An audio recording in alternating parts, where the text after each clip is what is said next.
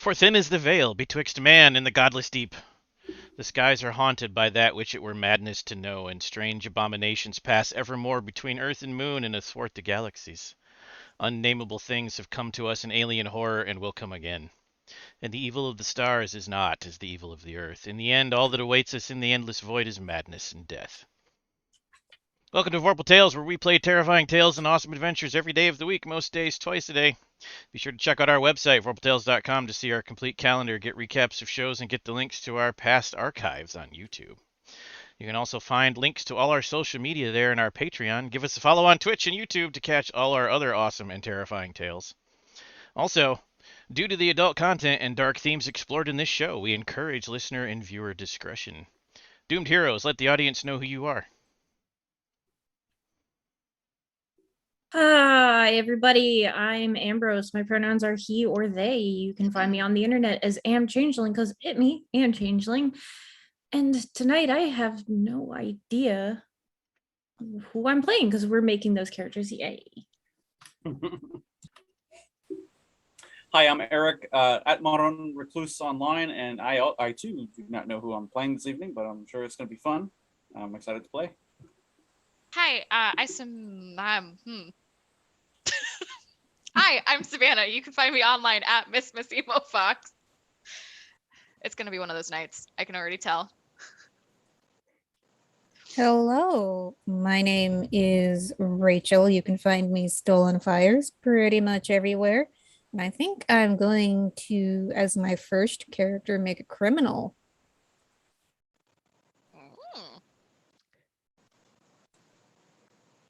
Good evening. I am Sevatar, government name Hugo Guzman. You can find me online pretty much anywhere at Sevatar with 3 underscores after that. Tonight, I also have no idea what I'm playing. Hey guys, my name is Keems. You can find me on the interwebs at It's Me Keems. I will not know who I'm playing tonight, but I'll find out soon, and you will too when I do. Here's my bowl of pasta, by the way. I hope you guys like him. His name is Charlie. Hi, Charlie. Hi, What kind of Charlie. pasta is Charlie? Right now, What it's up, Chuck? chicken Alfredo. I also stole this bowl from our friend Brody. Oh, right, when you put butter in it. You had to take it home because you put dairy. Yeah, I mixed dairy and meat in his bowl. Oh That's my not- god, that's not the worst fair. thing you can do. Yeah, I totally had a brain fart. I did Oh, need a no. new bowl at the time though, so it was a win-win. Well, it was a Not for win-lose Brody. him. God. It's fine. I lived with Brody, and it was like the hardest thing I've ever done in my life. Because I mix everything. No. I was very dedicated and diligent. Okay. Had to make a note. Not about meat and dairy in the same hole, though. That is a good note to have though. We are going to launch this new show with Mythos World, which is powered by the Apocalypse game. That means very rules light. I don't roll any dice. You roll d6s, 2 of them. You will roll 2d6, add or subtract modifiers. If you get a 6 or lower, you're fucked. If you get a 7 to 9, you're kind of fucked. If you get a 10 or higher, you're mostly not fucked. That's how it works. There are 4 levels of health. If you get to the 4th, you're probably going to die. So we're all going to make 2 characters each tonight because I'm going to churn and burn some of you. Looking at you, Ambrose. This is actually a lighter rule set than Cult. It doesn't have the saving throws, and it only has 5 attributes, so character creation mechanically will be very quick, but we're going to make them real fun as people. The premise here is you all work in some capacity for Miskatonic University. You have a day job there, because Mythos World is set in the Lovecraft universe in the 20s. However, your night job is, of course, as either investigators or eldritch horror crime fighters. Basically, whenever one of the infamous professors of said university hears about some eldritch horror, you're sent to investigate and try not to die. It'll be up to you whether you want to be out to destroy the evil, to prove with science that it's not real, or to bring back evidence and proof of the supernatural. It does not matter to me. first thing we have to do is open the playbook, because the playbook is a collection of archetypes. Your archetype will determine everything you need. It will determine your equipment, the special unique move you get for your character, and it will also determine probably how you want to lay your stats out. You'll also want the basic moves book, which describes the moves everyone can do. Anytime I represent a situation and it triggers your move, you can say, I want to do the move, and you roll your dice. There's not that many. It should be really easy for everyone to pick up real quick. Eric will be happy. I don't know about Hugo, though. So, let's start with Rachel. You're up first. Lead the way. Hey, so my thought is I'm going to play the criminal. She is an ex-con who, after serving her debt to society, pretty much the only job that she could get is as the janitor. So she's probably seen a little bit more, or at the very least knows how to clean up after an incident. And then after that character's gruesome and inevitable demise, I want to make a police character as a campus security officer, or since this is the 20s, probably someone whose assigned beat is the university. And that's what I got. Okay. So, which archetype did you choose to fit this specifically? From the playbook. Oh, so I'm choosing the criminal archetype and then the police archetype. Start with the criminal. Okay. So attribute bonuses. Let's start there. How you want to do it? You get a -1, a +0, a +1, a +1, and a +2. You can all see them on the top right of your playbook when you look at the archetype. All right. Let's see. I will go over them real quick, but you've all played Cthulhu. You get the idea, I'm sure. Intelligence is self-explanatory. Empathy is talking. Willpower is not going crazy, doing dark rituals. Might is punching and stabbing and shooting, and speed is how quick you are. All right. I'm gonna give her a speed of -1. Okay. And then I'm gonna put my 0 in might, and then let's put ones in willpower and intelligence. And so my 2 is in empathy. She's the criminal. She's just not evil. And I'm going with the name given in one of the playbooks of Clara Finch. Okay. What's your look? You don't have to use the ones in there, but you can.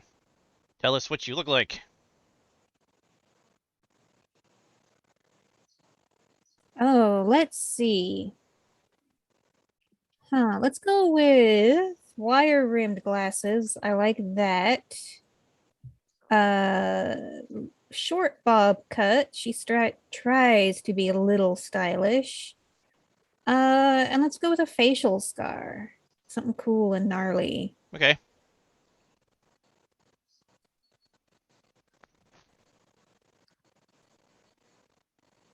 And so what does that formula for wealth be? 2 + intelligence equals your wealth. It's different for everybody. All right, 2 + intelligence. So that would be my wealth is 3. Yes, which is pretty high. You're a successful criminal. And then passion. Pick one of those or make up your own. I'm okay if you make up your own, but no matter what you pick, tell us why. Make up something cool from your backstory.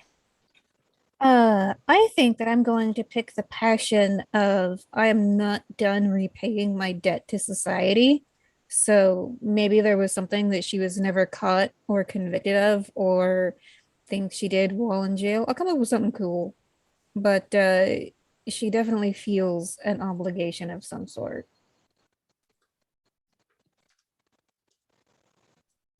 Okay. And then equipment. You get the first and the last, and you pick one of each from the second and third lines. Oh, so I've got a stash of thieving supplies. That's for like picking locks and stuff like that. 5 uses without getting a penalty. Because when you run out of uses, I will apply a penalty to you to doing thief things. A status All right. condition. I don't see this character as being armed, so I'm going to take the unreliable Ford Model T and then t-shirt with overalls and heavy boots. That's her work uniform. Okay. And now we can move down to the connections section. Fill in the blanks. And you can read it out to us. All right, so Blank has wronged me and I will get revenge. I'm going to make a criminal out of Blank yet, and Blank pulled me out of a tough situation. So I kind of want to meet everybody else before making those connections. Okay. And you can also make them NPCs, but it is more fun if you do it with each other. Yeah, I agree. Yep. The So we could do interpersonal those connection. last. Yeah. So, since these are your primary characters, we'll stop there and we'll worry about secondary on the second round. So let's drop to Hugo. Oh, What would you hello. like for your primary archetype? My primary archetype will be the athlete. Excellent. Oh, sorry. Gotta jump back to Rachel real quick. That's great, because I'm still reading the Okay. athlete sheet. So when it comes to starting and profession moves, Mhm. you get one of each. You can buy more later. Or, I'm sorry, you get both of the starting moves, but only one profession move, and then as you gain XP, you can buy into the rest. Every time you get 10 Alright. experience, you can either raise an attribute by +1 to a max of +2, or you can buy a new move. So when I say max of +2, I mean if you're at -1, you can buy all the way up to +2. All right. Well, I already have picked up the unreliable Ford Model T, so I will take the wheelman move for now. Oh, when I get this move, I acquire a Ford Model T. Oh, I can trade it in. I don't think I will. I think I'd rather just have 2 cars. Okay. Can't have too 'Cause many cars in the 20s. I don't see this character as owning a fancy car at all. Okay.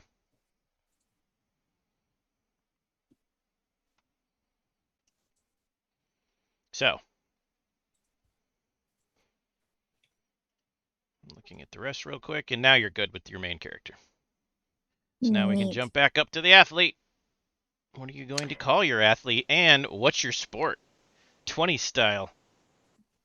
I'm going to be playing Doralena Mendelova, which I am not kidding, is one of the canon names in the playbook. So like I just gotta play Dora.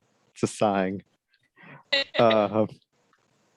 The sport is going to be, I mean, can I pick anything I want? Anything that existed in the 20s that would actually matter, yes, like that would get you some level of fame. Great. It's gonna be fencing. I'm for it. Cool. So Dora is the fencing instructor at Miskatonic University. Okay. Wealth. So now we need to apply your attribute bonuses. Obviously, might and speed are probably top of the line for you. I'm feeling speed might be Speed is the probably top more one. important for fencing, yeah. And maybe intelligence, because that's a not just physical skill, that's tactics. Mm-hmm. So I'm gonna go. Yeah, this is pretty tough. I'm not gonna lie.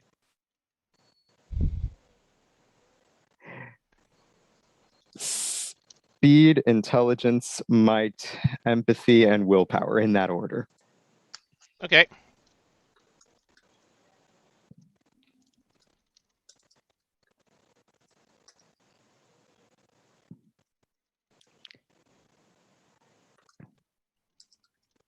And that means you can choose 1 plus might or 1 plus speed. Can be speed. For your starting wealth.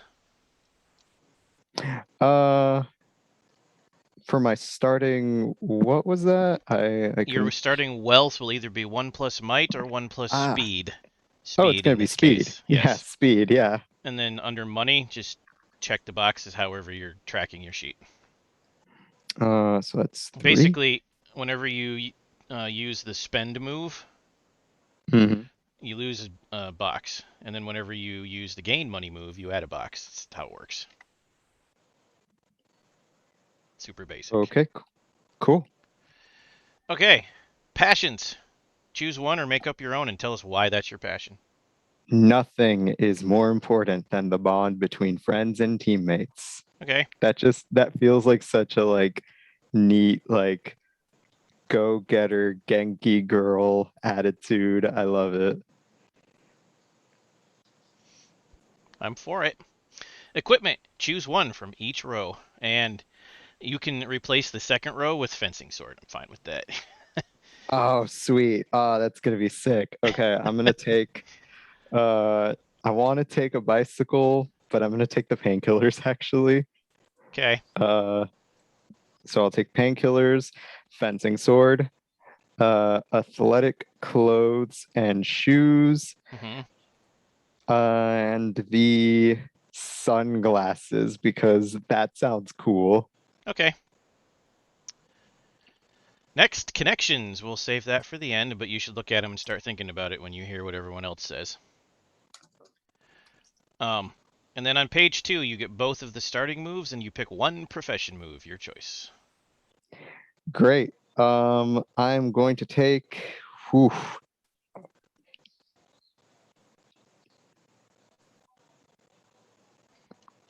I don't know. The profession move is kind of tough. What would you recommend?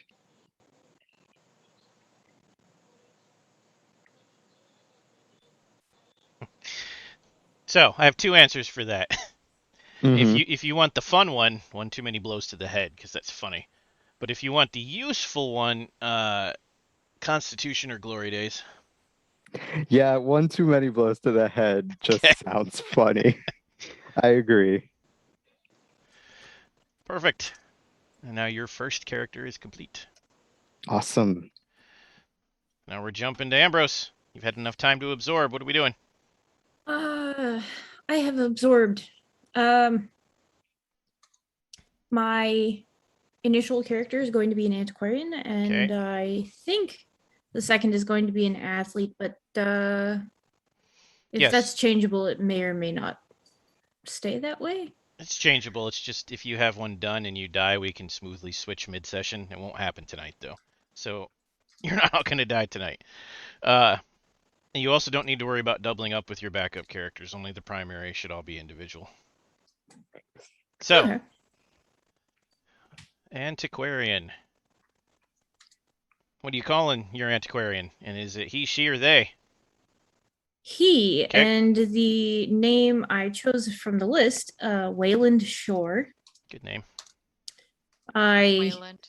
Yes. May or may not marry into Utani. I don't know. Anyway. Maybe anyhow. you'll found the company. Yes. Aliens. I chose. Are they gray? Looks at Eric.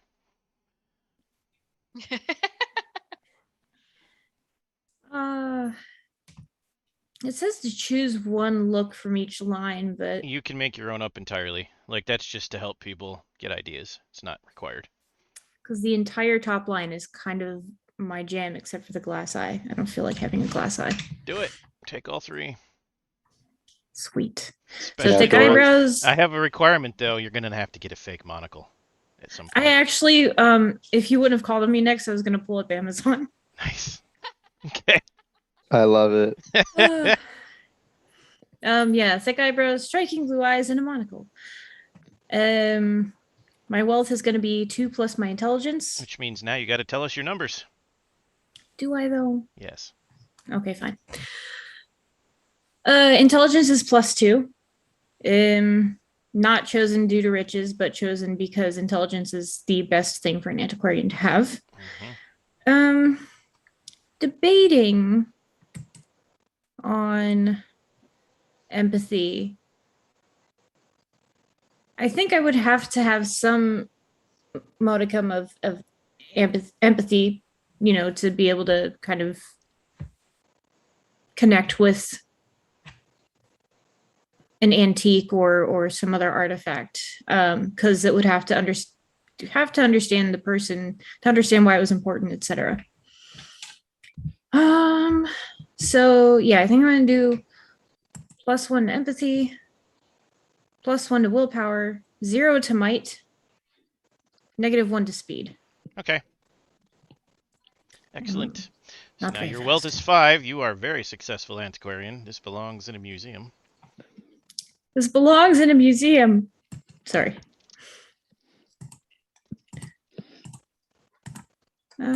And let's see, what else do you need?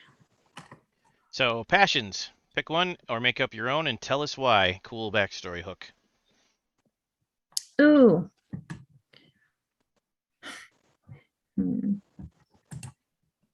They've got some good ones. Fanatical collector of one type of antique, like watches, weapons, etc.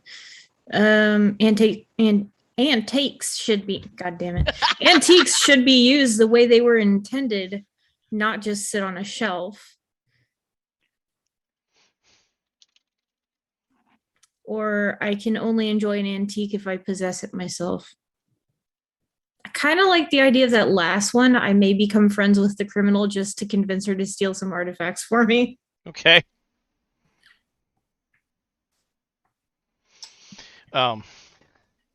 Excellent.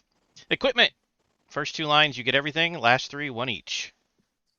First 2 lines are a small magnifying glass, reference books on antiques and history, 5 uses, which is kind of weird because I must be destroying those reference books. Choose one antique. I picked a pocket watch with a value of 3.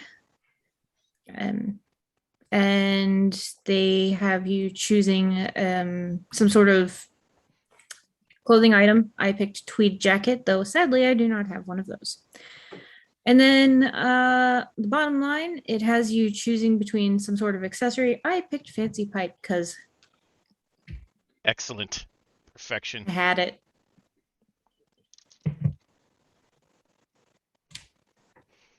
What else you need? Page 2. You get both the starting moves and you need to pick 1 profession move. Okay. Don't worry about old weapon. The other ones are all pretty good though for the story ideas I have. Okay, so the starting moves for the audience are expert on old things and the antique trade. The profession moves, I have the options between antique shop, collector sense, dangerous books. If you pick that one, we'll circle back around to you at the end. Because there are special moves I'm allowed to award you should I choose to.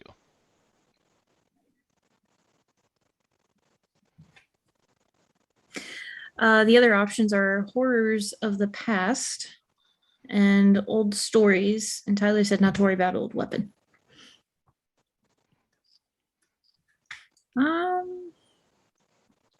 I kind of actually like the idea of old stories.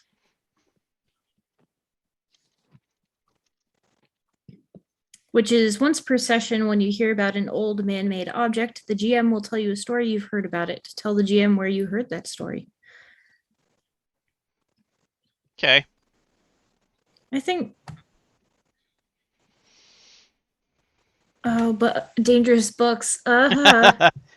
Dangerous books will earn you a ritual power. And some kind of starting derangement. It's absolutely what I would do. And Steve. So... It is. However, I like a slow descent to madness. I don't like to start out with most of my sanity gone like you do. Now, I should point that out. You don't actually track sanity in this game. You just gain derangements and lose them with time. So there's no points. And then if you gain too many derangements, then you become unplayable. But you don't have to track your points, so you could start with one. I'm gonna start with the madness. Bring it on. Excellent. We'll circle back around to that then. Okay. Don't shake your head. This is perfect. Now we're going to jump to Eric. I couldn't tell if he was talking to you or me, I Ambrose. was talking to Savannah. Oh, okay, he was talking to me. What are we starting with, Eric? I'm going to start with entertainer. Okay. Let's see. Top here it says choose a name. I chose Artie Chang because, of course. For the look, I chose light blue eyes, short dark hair, and thin mustache and beard. Okay. For which would you go first? Stats next.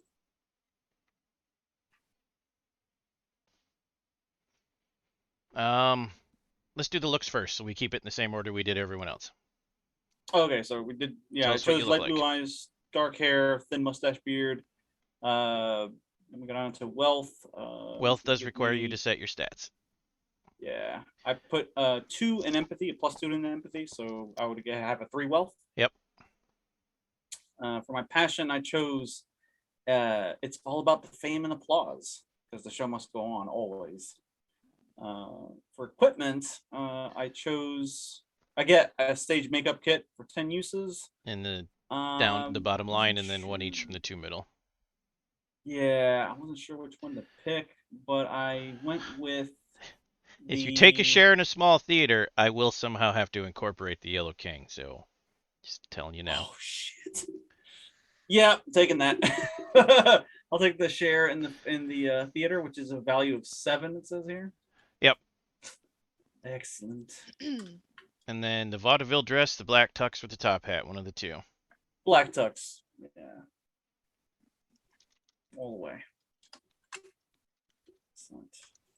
And for the stats, chose intelligence is at -1, empathy is at +2, willpower is at +1, might is at 0, and speed is at +1. Okay. What kind of entertainer are you? Are you a stage actor? Or are you a no talkie actor? I want to say that he's like a voice actor. Like that's okay. where his. It's a radio. Yeah. Yeah, exactly. Okay. Hold on. I've got a thing for you. Because you're good at accents. I envy you. I'll leave connections. So you are the main voice actor for the old-time radio show Brock Savage's Daring Adventures. Brock Savage. I love it. Absolutely has your choice of Bronx or Boston accent.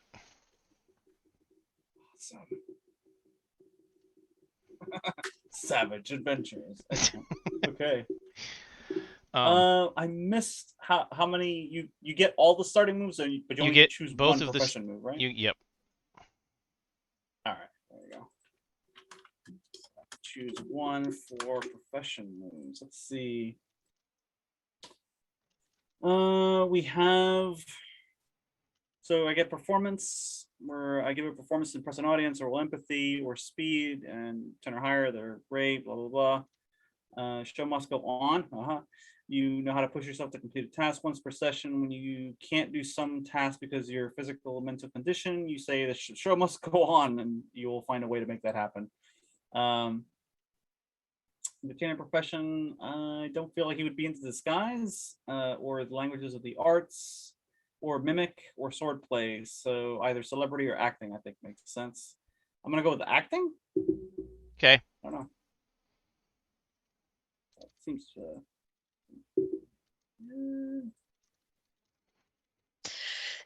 yeah, I'll go with acting, I guess. Perfect. And yes, Spank my Betty, Mythos world is set in the 20s. It's basically Call of Cthulhu Light for Powered by the Apocalypse. And you can never have too much Call of Cthulhu on our channel. Okay. No, you cannot. Next, we'll jump to Keems. So I think for my primary class, I'll be doing the Entitled. And as secondary, I will go with Entertainer. If that is okay. Okay. So, for your primary, first tell us about your name and then your looks. All right. So my entitled, her name is going to be Vernice Rosalie Funches. She is going to have dark curly hair, sleepy eyes with wired rim glasses, or sleepy eyes with an upturned nose, rather. Okay.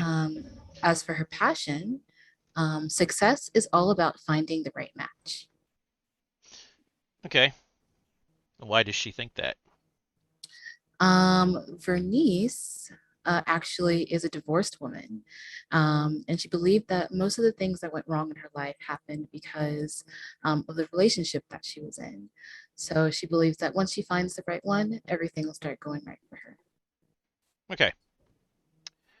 And then set your attribute bonuses, and then you can add your wealth, which will be 1 plus willpower. Or I'm sorry, 1 plus the stat listed. I was looking at a different page. All right. So I think willpower will probably be first, followed by intelligence, speed, empathy, and might. Perfect. And equipment. Equipment. So outside of her large family home, she will have a Rolls-Royce Phantom, a pearl necklace, a sack dress with a wide hat and parasol, and lastly, a jeweled. No, let's actually go with the cigarette holder because that feels fancy. Okay. And then on the second page, you will need to pick starting moves and 1 advanced move. Ooh. I think we're gonna go with high society for the entitled starting move. And then for the advanced move, I can only choose one, right? Yep. Ooh, so many. I think I'm going to go with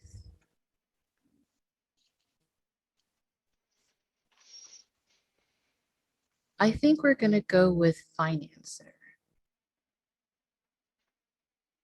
Okay.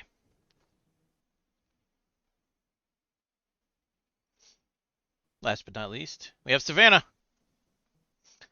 Savannah, Now I'm stuck because oh no, you're fine, is going to be using a playbook not listed in the main book that comes in the supplement. am I? Mm-hmm. Because Okay. of what you were telling me you wanted to do for the NPC connection. Got it. Hold on, now we gotta get that book open.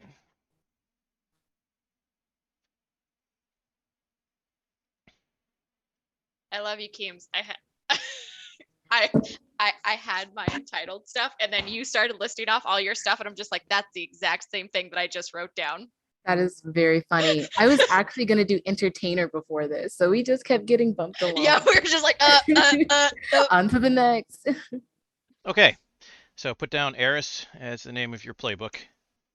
Oh, okay. Sure. And then tell everyone the name you picked, because that won't change, and then the appearance of the character and your connection to the school. My name is Hyacinth Delapois. She has pale skin, freckles, and I'm gonna change blue eyes to green eyes because I can. Striking green eyes. And her connection to the school is she is engaged to the dean. Okay. Passions available are the rich and powerful are above the law. Children are more important than anything. Rules exist to be broken. I know what Savannah would pick. But for her, the rules are meant to be broken. Okay. Set your attributes. Since you're essentially a dilettante. You can put them any way you want because you would have had the luxury to decide the course your life took. Okay. I can't spell today. I just tried to spell broken with a P. Anyway,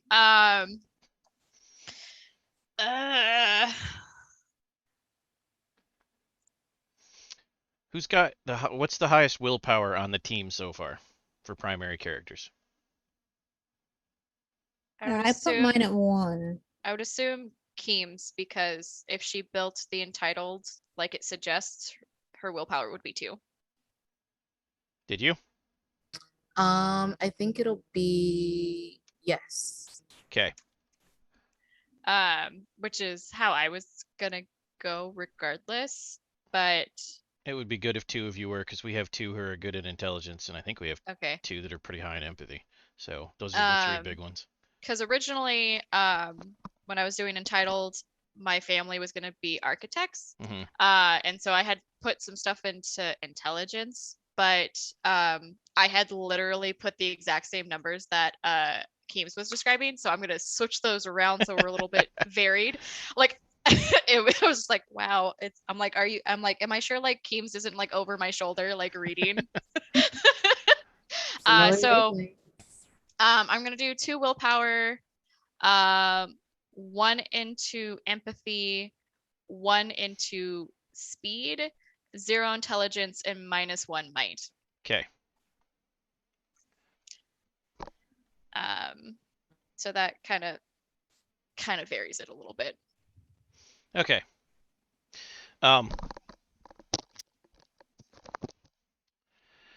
Automatic equipment, expensive clothes with fine jewelry.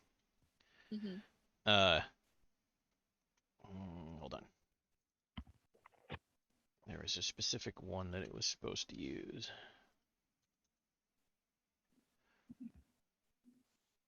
Which one? Rolls-Royce Phantom. Okay. And then, and your wealth is your choice of 2+ intelligence or 2+ empathy. I have significantly less wealth than I did when I was entitled. Well, you have starting cash, you have less, but your value of your items is much higher. Like Eric's got a value of 7 from his car. Your car value is 10. Fair. So it was which one? What was the 2 options? No, those are the 2 you get automatically: fancy clothes and jewelry, and a Rolls-Royce Phantom. The wealth. Oh, empathy and intelligence. Okay. I have 3. Wealth, Okay. money, whatever. And then your choice of dangerous book, library membership, specifically to Miskatonic University, or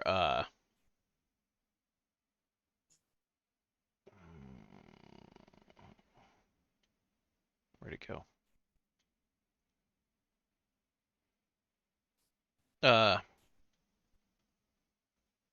Explorer's gear. That's not what it's called, but that's what I'm going to have you write down until I can find it again. Okay. You have proper equipment for going out into the woods, hiking, or having an adventure. One of those 3. Library membership. Okay. In this case, that's unlimited access to the main Miskatonic library and limited access to the restricted area.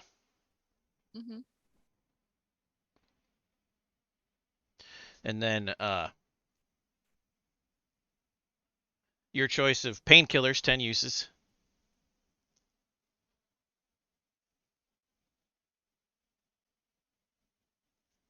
A portable camera. Or full set of writing equipment.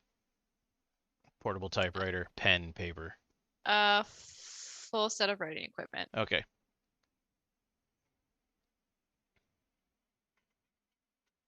And then you will get 2 automatic moves that I will send you the thing of.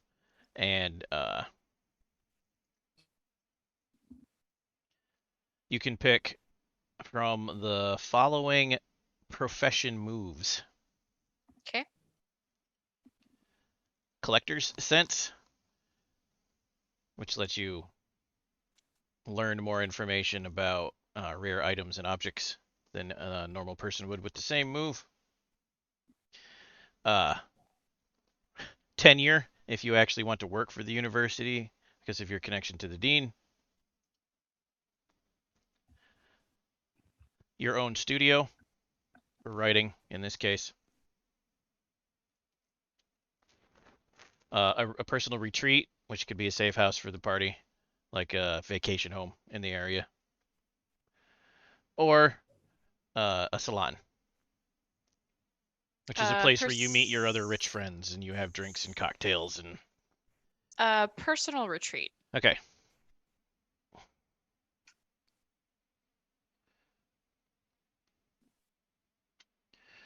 And while I send you your automatic starting moves, the rest of you can now begin creating your connections however you wish. So your connection list, Savannah, will actually look exactly like Akima's. Okay, cool. So this one is a little fraught. Does anyone want to have wronged my character and have me out for revenge? Let's do it, Rachel. Okay. Important question for both Savannah and Akima. Both of you would come from wealthy families of the area. So think about how you want your family to be, like the reputation they have and what reputation you have, because that will affect the connections. You are known. You have power and clout, but also you could be utter assholes or maybe awesome philanthropists. It's up to you. 20 style rich. What's your character's name, Savannah?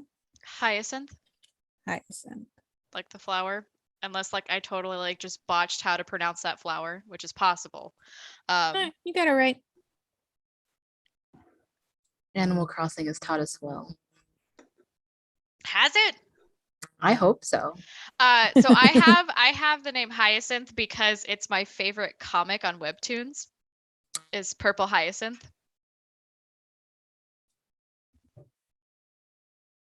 Okay. I think I'm going to make a criminal out of Dora Yet. And who wants to have pulled me out of a tough situation? I mean, that might suit. Oh, that thing. I had hired her to retrieve this item for my library. You see, nothing illegal going on here. Okay. What's your character's name again? Wayland. Neat. Okay. And so I suppose possibly Hyacinth provided like testimony, something that was enough to convict Clara. Yep. Neat.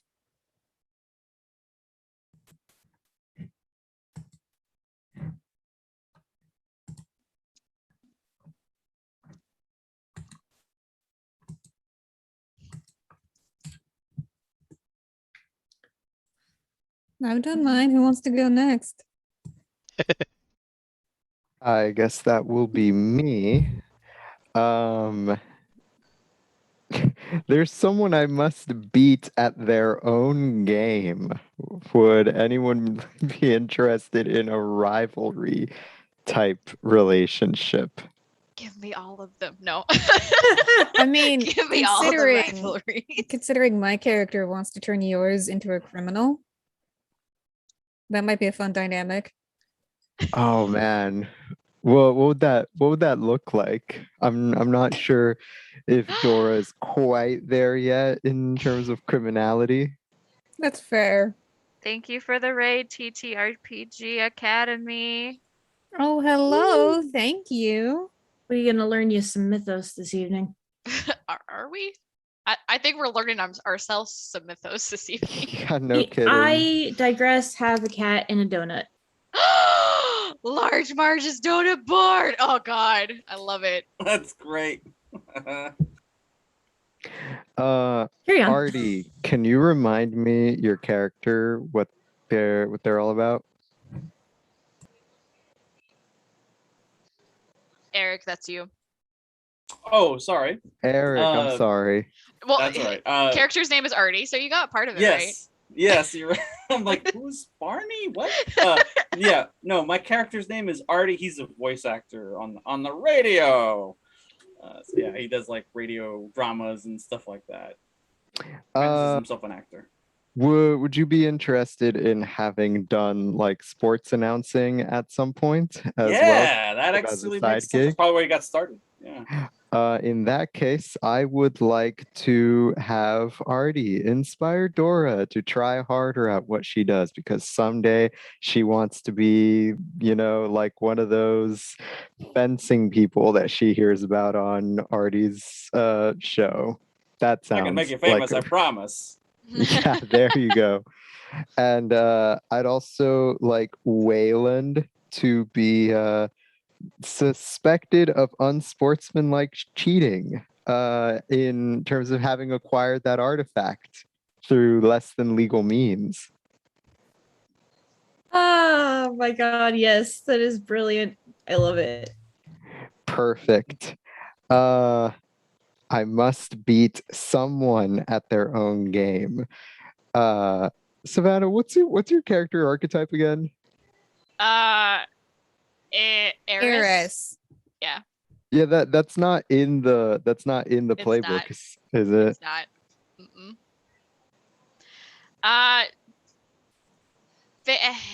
So, okay, backstory, because I'm just going to use the same one that I was essentially going to use if I was going to be entitled. Her family is from overseas.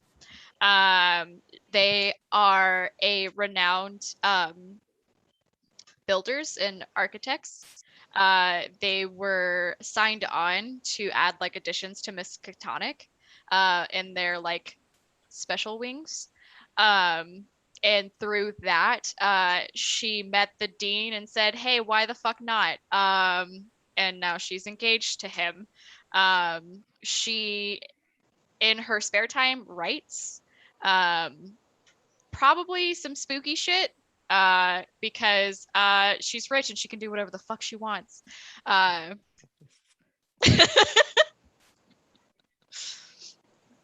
So yeah, that's what I got for you, Hugo, to work off of. I'm still really stuck on this one. Can we come back to it? Tyler? I'm muted. Yes, you can't you hear me can. saying yes. Oh, okay. You can come back to it. Great. So for now, I've got Artie and Wayland. Yeah, you guys can do this in whatever order you want, so just jump Cool. in.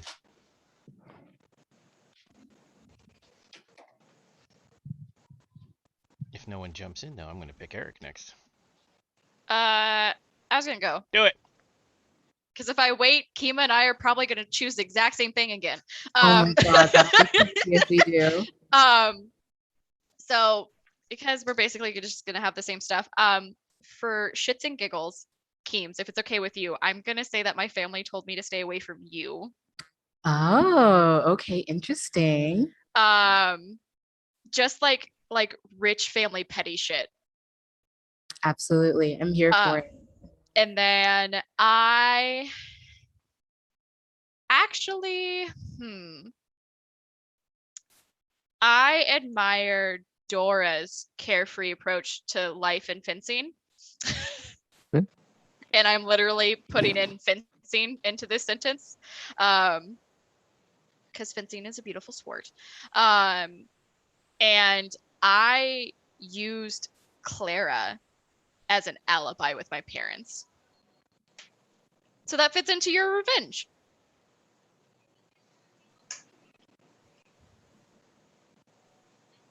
I hear no dissent. I don't either. Rachel, do you have Sounds great. have a thing to say about that? No? Okay, perfect. I will go next. So I chose, I admire Artie's carefree approach to life since they are an entertainer. My family told me to stay away from Wayland the criminal. Wait, Wayland the criminal, right? I'm No. a criminal.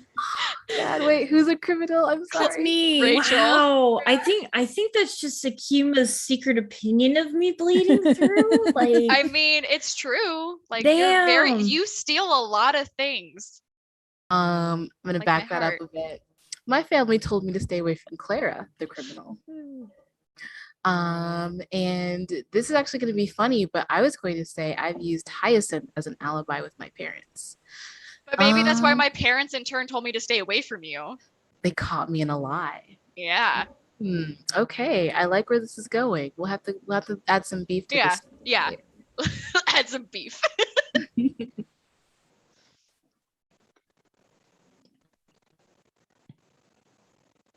Leaves me.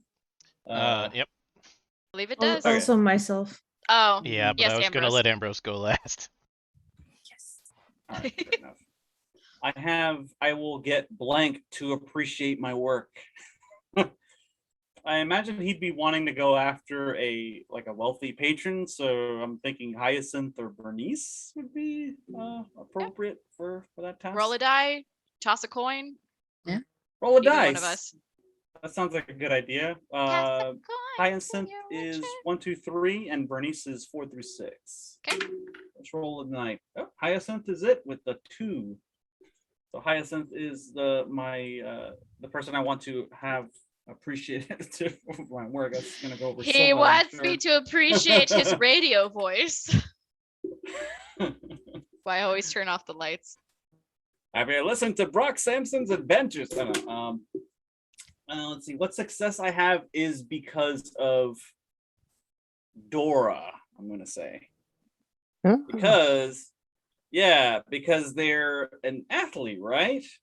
Yeah. And I was the announcer, so I think maybe because I basically did the promotional stuff, like the commercials for them, and they blew up as a famous athlete. Like that got my name on somebody's notebook, and that's how I got my foot in the door, so to speak, to get additional jobs doing like radio plays and ads and stuff like that. So I'm gonna say it's because of Dora's rising star that my career started to take off in the direction that it did. I don't know. Fantastic. The last one I'm a bit stuck on because I don't know much about all the other characters, but it says I detest blank, but I am fascinated by them.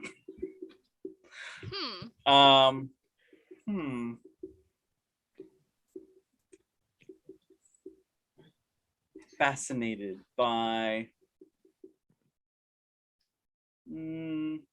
Clara, the criminal. It's like, I detest their criminal ways, but they're just so damn interesting. I don't know. What would the connection be with that one? It might be that you keep wanting to hear what stories was like inside, and Clara makes illusions but never tells you the full story. Oh, okay. Question for Tyler. Yep. Artie's connection to Miskatonic University, would it make sense for him to be a student there? Like to be learning as opposed to being a part of the staff?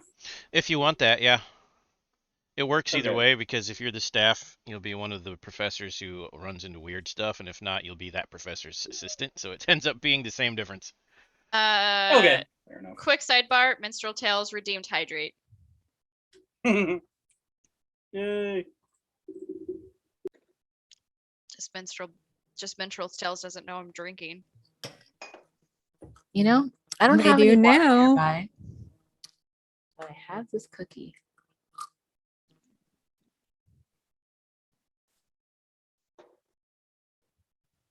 Ambrose next.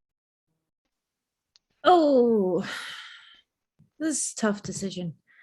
It's hard when you haven't like played with the characters yet to know the personalities, but It is. my options are I must help blank appreciate the past. Blank has something I want to add to my collection, and blank rescued me, and I owe him / her I think Clara would be perfect for has something I want to add to my collection because maybe even after I helped her, she kept that item.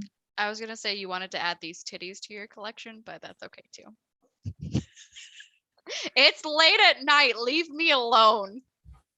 This is what happens after 9.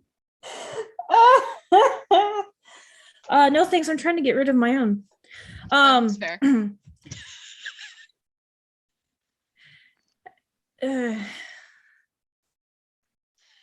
Yeah, I think it would be cool if actually what might be fun is you've got the one about trying to help someone get over their past, or what was the first one? appreciate the past.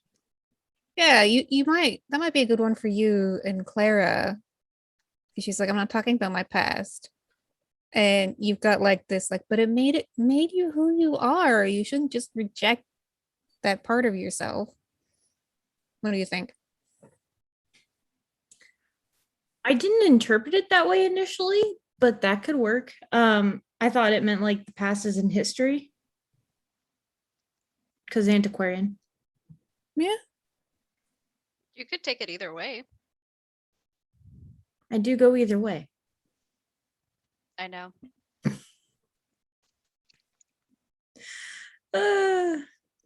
Yeah, why not? It's kind of like a, so I helped you get out of this mess. Why don't you tell me all about it? I think that'll work. Let's see. You could have gotten her the job at Miskatonic. Like she could have been hard up for work.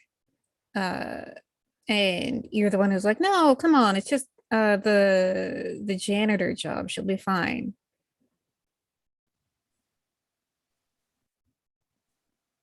Yeah. And like maybe now you've taken her on as your project. Wow. I do love a good project. Then I never finish them. Then they sit gathering dust. Sorry, that's IRL. That's IRL. Oh, goodness. And yeah, so I must help Clara. Is it Clara or Clara? I think Clara. Okay, I must help Clara appreciate the past. Which one of you rich folks has something that I want to collect? Does anyone have Both antiques? have the same car. Yeah, we do have the same car. I mean, Hyacinth has the membership to the library. Oh my god, that would be perfect because he does the occult books. That's So brilliant. maybe you're trying to get in good with her for her to like check out a book or something. Check out. Yeah, check out a book. Mhm, yeah. Well, the book is not in quotations, just check out. So Check out book. maybe he can convince Clara to grab the book. Yes, Hyacinth has something I want to add to my collection, and that is this library membership. Or whatever I can get in the library. Accurate. Would they, Tyler, would they have like artifacts posted up in the library, like in displays? Only in the restricted section. But if you work there, you wouldn't, especially with the job you chose, you would know it exists. So would the janitor. Damn. You would know it Oh, I would? exists. So would the janitor. Oh, my ear decided to stop working on it. The wife, you, the janitor, maybe Eric's character would all know some idea of what's in the restricted section. And Colonel Mustard with the lead pipe. Wife? Sorry. Just don't mind me. It counts.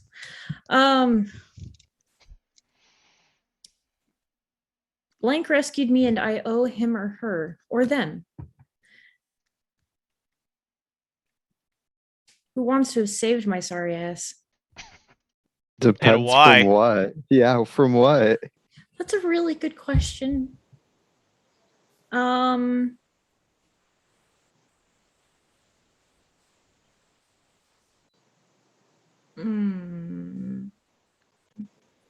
cursed item. Ooh, robbers, burglars that have tried to steal my amazing collection. I was gonna say that's definitely something Dora could do, and it would also be how she could be clued into the idea that some of these artifacts were acquired through less than legal means. Oh, that's perfect. That is fortuitous, serendipitous, divine. All right, great. Awesome. So I have all my connections. Now we must circle back around to you for this last little bit. I don't wanna. Mythos moves. You may pick one from any of the following. Dark rituals. If you do, you'll get one, and we'll pick the one. Dreamwalker. In your sleep, you can enter the dreamland without drugs or rituals. It's a move called Visit the Dreamlands, as if you were aided. And then I will either give you an interesting friend that follows you there, which might give you information, or they might follow you out if you roll poorly. Or Inhuman Ancestry. Maybe you're part deep one. Maybe you're one of the Whateleys and you just don't I know it. see your face, Wayland. Oh, You could be Fish Girl in this one.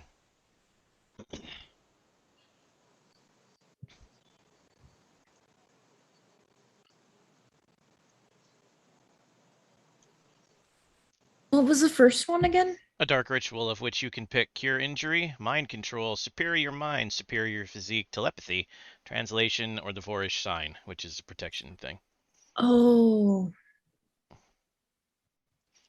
Because of the my dangerous book. antiquarian would go with translation ritual. I would like what was it called? Dark Ancestry? Yes. Inhuman ancestry. So Inhuman. somewhere in your family tree, things weren't human. Deep ones, intelligent reptiles, lost to time, mysterious primates from a lost evolutionary branch, alien DNA. We can figure that out offline. A ghoul. So when you acquire the move, choose one prominent facial feature and one unattractive body feature or posture that you inherited. And then choose one activity that you're very good at. Climbing, swimming, night vision, make something up. Whenever you roll 10 plus when you attack up close or use might or speed to defy danger, you get an extraordinary result. oh. So Ah. the striking feature can make you more exotically pretty, and then the less striking feature you can hide, but it's there. Is that the one you want? Yes. Okay. Now, yours doesn't just require thinking. a derangement because yours didn't come from a dangerous book. Ambrose's, however, does. But first, I'm going to give you the text on that ritual, so hold on.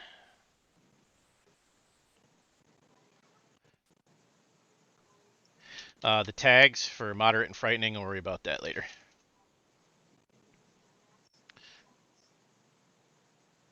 It's basically the danger level for gaining derangements when you use it or when people watch you use it. Oh, my tablet's doing that thing where it won't let me copy paste. Awesome. Oh well. I'll when I restarted it later. Okay. Here are the available disorders you can start with. These will all be at the minor level. Inconvenient but seldom impairing. They can increase or you can get other ones that are at higher levels. Addiction, agoraphobia, amnesia, brain damage, cannibalism. Wait, no, that one doesn't have a minor level. Catatonia, claustrophobia, delusions of grandeur, depression, kleptomania. Nope, that also doesn't have a minor, so no kleptomania. Good old-fashioned mania. Manic depressive, mutism, narcolepsy, obsessive compulsive disorder, panic attacks, paranoia, aphobia, psychopathy, pyromania, rage, schizophrenia, self-mutilation, separation anxiety, sleepwalking, and that's it. All the rest are not available because they don't have minor levels. I'm all about sleepwalking. I was thinking the same thing. Like, yeah, especially if you choose like the whole going to the Dreamlands thing, like it just fits. I didn't though. I picked the translation ritual. But I just pictured every time Tyler said one of the disorders in my head, it was a tiny movie, and I just pictured my character in those old-fashioned pajamas with the nightcap and the slippers just shuffling around. It cracked me up. So that's why I picked it. Excellent. I sent you the text for the minor version. Your Thank episodes you. only last a few minutes and you don't wander far from your bed. And now, your secondary characters you can work on right away, or you can work on them as we go through however far we get in the intro story. We will do connections for them when they become necessary. What were you going to say, Rachel? After I muted myself, I've done mine. Excellent. Go ahead and tell us about it then before we go to break. The police, I have named her Kate Watson, in homage to Dr. Watson of Sherlock Holmes, and Kate Warren, who was the one Pinkerton who didn't suck. She has white hair, dark eyes, and dimples.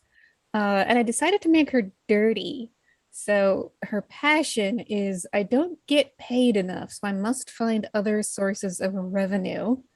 So her equipment, apart from her badge and 38 revolver, is stolen goods at value 4 and a suit and tie with a fedora. She's intelligence 1, empathy 0, willpower -1, might 2, and speed 1. And I took beat cop as her profession moves, which means she just has a territory that she knows really well, which in this case would be the university. And so she gets bonuses to various investigatory moves. Excellent. Does anybody else have a secondary ready to go to talk about? I'll have a secondary ready in about 2 minutes. So if someone wants to go ahead of me, I'd really appreciate that. I mean, I have 3 characters ready to go. It's fine. Don't worry about it. Damn. Then yeah, Alright. give us one of your second, whichever one you want to consider your primary backup. Not your Eric was tertiary. talking first. Eric, you were trying to talk, right? I was just gonna say I had mine set up, but I haven't done the connections on them. Yeah, that's all. I mean, That you that'll- shouldn't be doing. We should worry Yeah, about those when because it we depends won't on know who's who's dead. in play. Right. Yeah, who's in play when your secondary character comes in. So yeah, tell us what you got. I chose the farmer, Jedediah Jones. Attributes are intelligence +1, empathy -1, willpower +1, might +2, speed 0. He's got weathered skin, narrow eyes, and a full beard. His passion is, I must do what I can to heal this twisted modern society. And his equipment is farmhouse and small farm, value 9. Farm implements, 12 sheep, unreliable gasoline tractor. And I couldn't choose between overalls with blue jeans and a button shirt or an old suit and tie. Hard choice. Yeah, tough choice, right? I think I'm gonna go with a straw hat.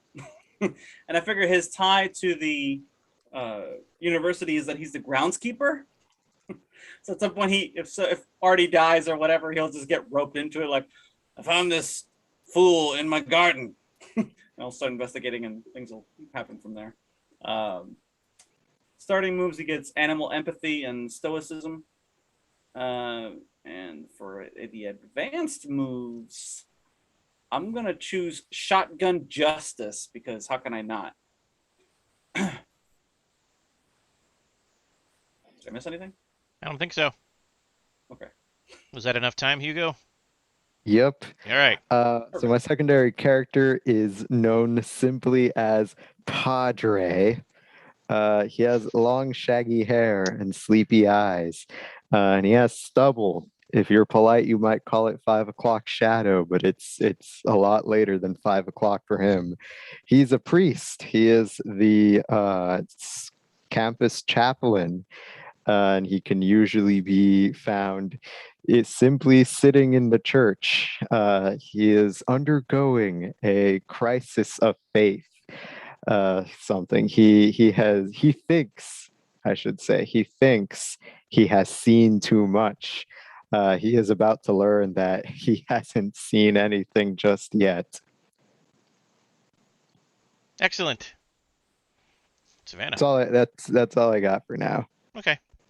Oh, I am giving him the confessor move though, so people trust him with their dark side, Okay. and he'll be able to detect truth.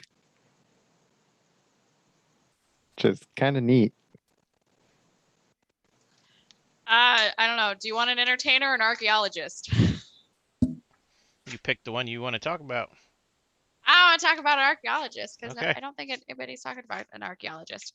Anyway, so if I made an archaeologist, her name would be Dr. Karen Lorne. I'm saying Lauren because I don't like Lorraine. She would have an eye patch, and thick black curls. Her attributes would be a 2 intelligence, a -1 empathy, 0 willpower, 1 might, 1 speed. I imagine her just essentially just like Indiana Jones, balls to the wall type of thing. It's fine. My passion would be I need to make a memorable discovery like King Tut's tomb. Equipment besides the standard, which standard is compass, detailed maps of 5 uses, reference books on ancient civilizations, sturdy pair of hiking boots. I would also have a leather jacket and an ornate cane. My money would be level 3. And I want you to know that I'm swooning right now. It's like, oh man. The profession moves, I choose 1, right? Yep. Would be subterranean dangers, which is you spend a lot of time in dangerous dig sites and caves. When you face underground traps or natural underground dangers, you may avoid a defy danger move if you explain where you saw a similar danger in the past. Okay. Do you have a backup, Keems, or do you want to work on yours later? I do. So my backup would be the entertainer. Her backstory is she came from a family that had a lot of children, and as they were traveling, she fell out the wagon, bumped her head, and since they had so many kids, they just forgot about her. They didn't even notice she was missing. Some circus folk found her, and they named her after the street that they found her on.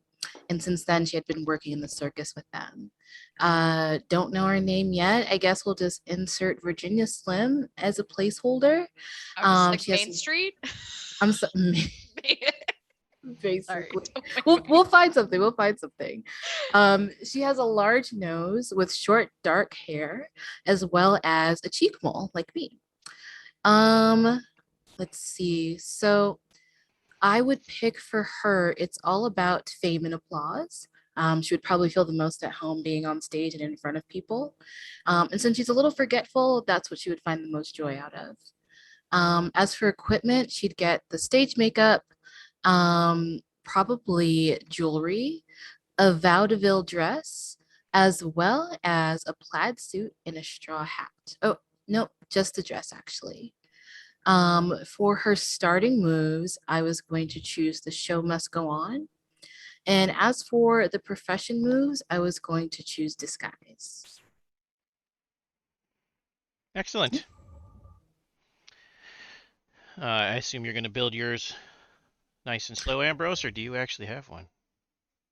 I'm And- rethinking the athlete. Not really sure which one I want to go with, but Okay. No rush. I'm just checking in since everyone else got to talk. Well, since I'm not gonna die tonight that I know of, I think I'll hold off. Okay. Challenge Got Are you sure about that? accepted. And you So seem Claire like is you gonna were try and murder me. Apparently. Oh, I also said that too. So I mean, Clara and I tag team you. Oh, Clara and Hyacinth are gonna try and murder me. This is fine. It's fine. What could go Everything's wrong? fine. Yeah. Where's my That's- background of flames? I also feel like Kima was going to say something else and I cut her off. Oh no. How dare. Like my mom said, it must not have been important because I Okay. don't. Oh, My grandma says that too. Oh, it drives me insane. Excellent. In that case, we're right on time for mid-show break, and we're done with character creation. So we'll take our 10-minute break, and when we return, we will begin our story. So don't go anywhere, audience. We'll be back at about 20 to the hour.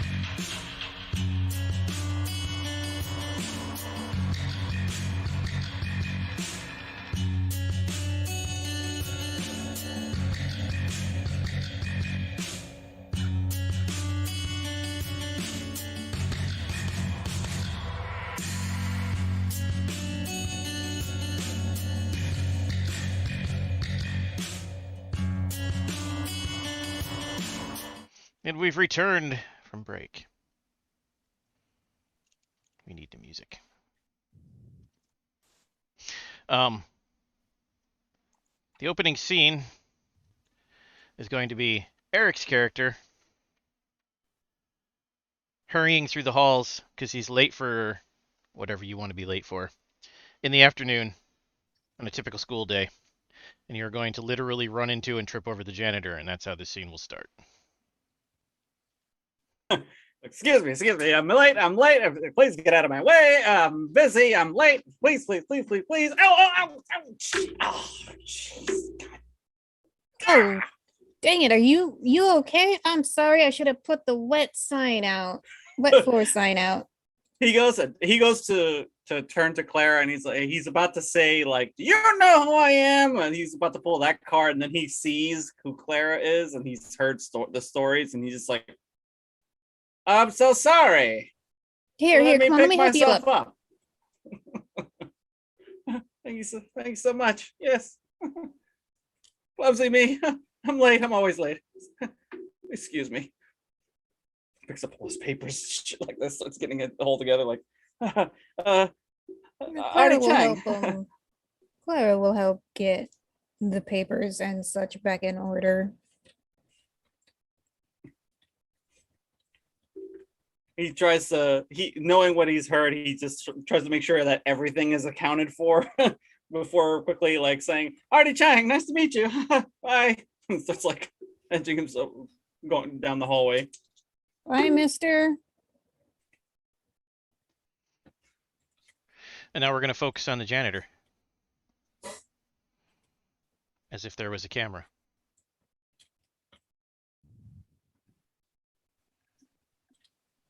What do you do?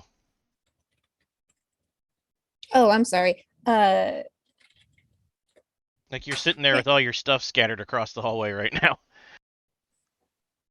Yeah, so she watches Artie just to make sure that he doesn't go flying again, at least as long as he's in her sight line. And then looks at all of her cleaning supplies and probably like spilled mop water and maybe an overturned thing of cleaning solution, and just like, well, at least I get overtime. You collect all your supplies and you keep making your way down to where it is you were supposed to be going, which is the gym. When you enter the gym, there'll be people doing various practice things in various parts of the gym, but you'll especially notice those two fencers having at it, the two best in the school. And then Hugo can describe that. Okay. Dora is going up against another one of the fencers. They've been training very hard the past couple of months, as there's a big fencing meet. I hope fencing has meets. Do Coming now. up. They do now, yes. There's a fencing meet on, and Dora wants very much for Miskatonic to place highly in the rankings. Currently, she has no hope of them actually winning the thing, but she's hoping they can at least get into the top 3. And she's moving around and dancing, really circles around her opponent. It's very much a non-standard technique that she's using, but she seems quite good at it, and she easily, stabs her opponent in the chest. Luckily, it's a blunt training sword, so no harm, but definitely a lot of foul. Clara will position herself so she can accomplish her work, but still watch the meet because, it's pretty graceful. It's fun to watch. You would notice this if you want to interact, but you don't have to. It's up to you. Instead of deliberately interacting, Dora will give Clara like a look. Is it a condescending, why are you staring at me, janitor look, or a different kind of look? No, it's like, oh, I'm so glad to have an audience look. And and Dora will call up two opponents and fight them at the same time, which is definitely very much non-standard. But she cannot help but show off in front of an audience, any audience, in fact. When Clara realizes that this is done partially for her benefit, she blushes and like, Dora will wink. Yeah, she'll go all the way with it. She'll just wink as she takes down both of the opponents at the same time, or like within like a half a second of each other. more blushing. Probably drops her broom. That broom drop is Dora's signal that she has won. And with that, she'll just kind of sit to the side and take a break while two other girls go at it. That's a sentence. Yeah, it is. Just gonna leave that there. Regret nothing. The end. So this is the moment when Ambrose's character enters the gym, because Ambrose's character was going to go take a crack at the weights and maybe do some jogging. Okay. This is what you tell yourself when you come in here, and then you end up just kind of stretching and watching people and leave. But you know. I looked at the weights. That counts, Right, right? exactly. I mentally picked them up with my eyeballs. It was very strenuous. It's like It the gym's was. there, I have to at least pretend to use it. These are my reading hands. That's why I tell myself every day. I know. And you come in time to see the interaction at the end between these two. And then you can do what you want with that scene or not interact at all. He's just gonna watch people do people-y things. And think about the fact that someday someone's going to find that fencing sword and go, huh, what a strange ritual item. Wasn't very useful for killing your opponent, so it must have been for religious purposes, of course, reenactment. Of course. Dora's insulted on some kind of higher metaphysical level, but she's not conscious of that fact. She felt the shiver down her spine. Yes. Yeah, that's what he's gonna do. Okay. And then before I decide what's next, can you all please DM me whatever you're using to record your sheets in Discord? Whatever, a copy of whatever you're using to track stuff. Or if you're doing it on paper, just send me your stats and your moves. Oh, PDF. PDF's fine. Send after I shut it down. Do you need mine? Because mine's written just all over the place. No, you can just send me your stat numbers and your moves, your 3 moves. Okay. You don't even need the details of the moves, just the names.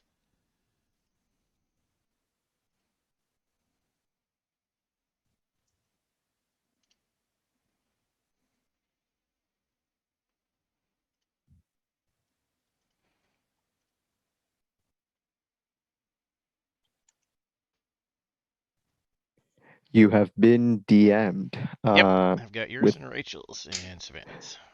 With that, please give me 10 seconds. I'll be right back. I need to close the door. And Eric's. So for Antiquarian, I figured out how to save it to a PDF page at a time. Okay. And then Artist, I figured out how to do both in one PDF. So. Okay, and that's everybody.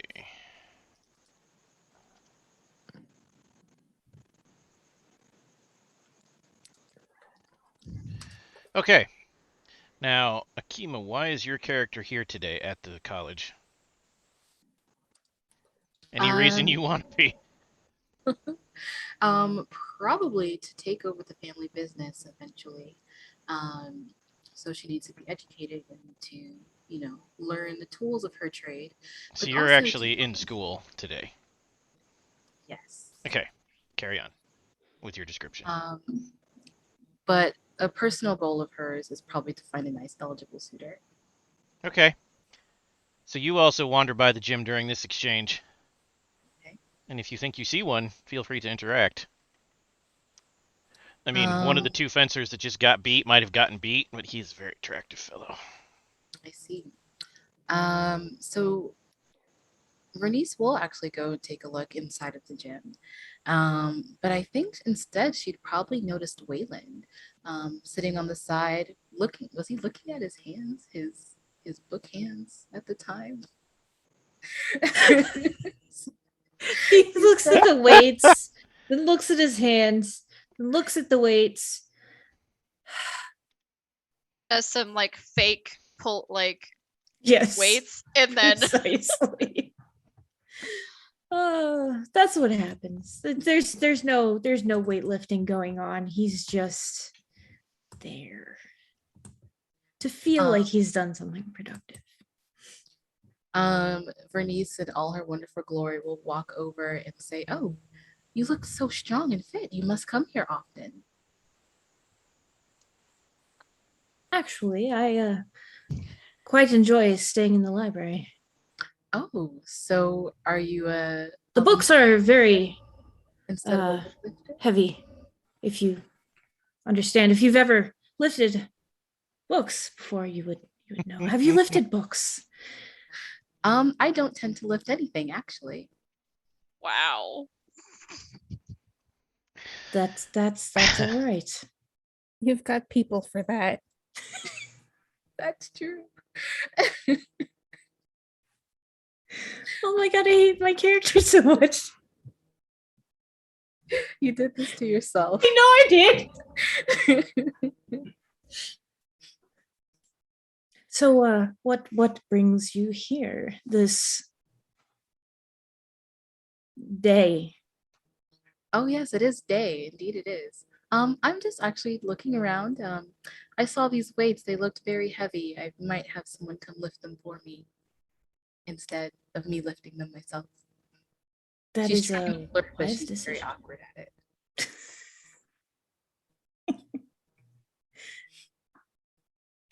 That would be a wise decision. They are quite heavy, and you would not want to ruin your dainty, beautiful hands with such weights.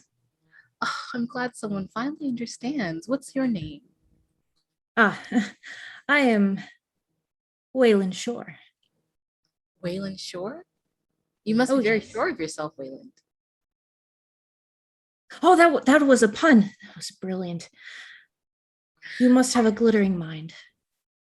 I have a glittering mind and very glittering brown eyes, too. And she bats eyelashes at you. Yes, quite lovely, like a leather-bound tome. Yes. She stares at you kind of like blankly. She doesn't read too many books of the leather-bound tome variety.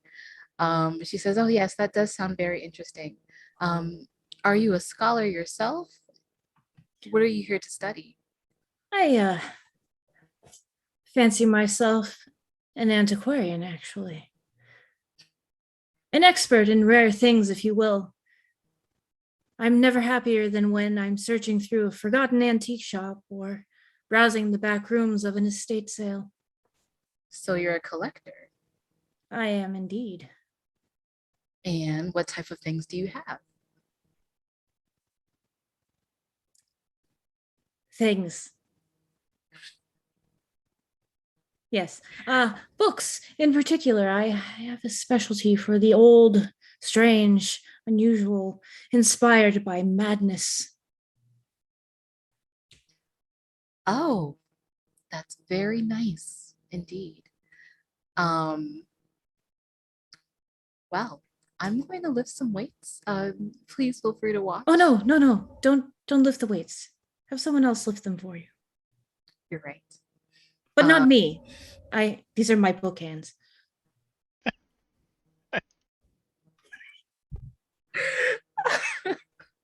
What What are we doing? I don't know, but I don't want to stop it. I mean, it's amazing. Something else. Oh, these poor four beans. You Oh see my my sweet and adorable characters. Now you get to see my absolute douchebags.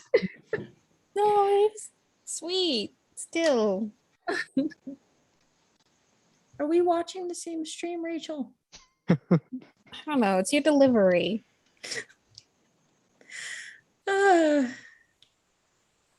Yes, lift the weights, but not on your own. You're right. I'm going to go over here then. Thank you, Waylon. It was sure nice meeting you. Oh, another pun. Delightful. I am pleased to make your acquaintance, and I do hope I shall see you again around this day. Yes, it is day, isn't it? Yes, yes it is. That is when a harried student comes running in and looks around the gym, and he mutters under his breath, "Oh wow, most of you are here. That's fun." And then he runs up to all of you that are in the room and tells you that you've been summoned to the dean's office for a very important meeting. You all know what that means because you've never worked as a group. As all of you as a group, perhaps one or two of you at a time, but you've all done this kind of thing for the university. When the dean calls you into his office, it's because he has something he needs you to check out. Uh-oh. I feel like in my case, there's some goo that needs to go get cleaned up. Like, Is that what I was rushing all this time for? I'll go get the Replacing eldritch avatars? solvent. The eldritch solvent. Dora will see this and dismiss her teammates. She's probably not like team captain or anything like that. She just treats them as her subordinates. Okay. Bit of a Freudian slip there. My apologies. But once she's satisfied that they're all making their way out of the gym, she will start packing up her own stuff and heading out to where the dean is, wherever that may be. I'm assuming an office. It is. The biggest one on the campus. Cool. Then it should be pretty hard to miss. Yes, you all know how to get there. Rest of you head there, or do anybody take a side detour or just choose not to go? I mean, I go, but I will pick up the eldritch solvent on the way. Okay. Bernice is going to go as well. Waylon would grab his journal from his office and then head there.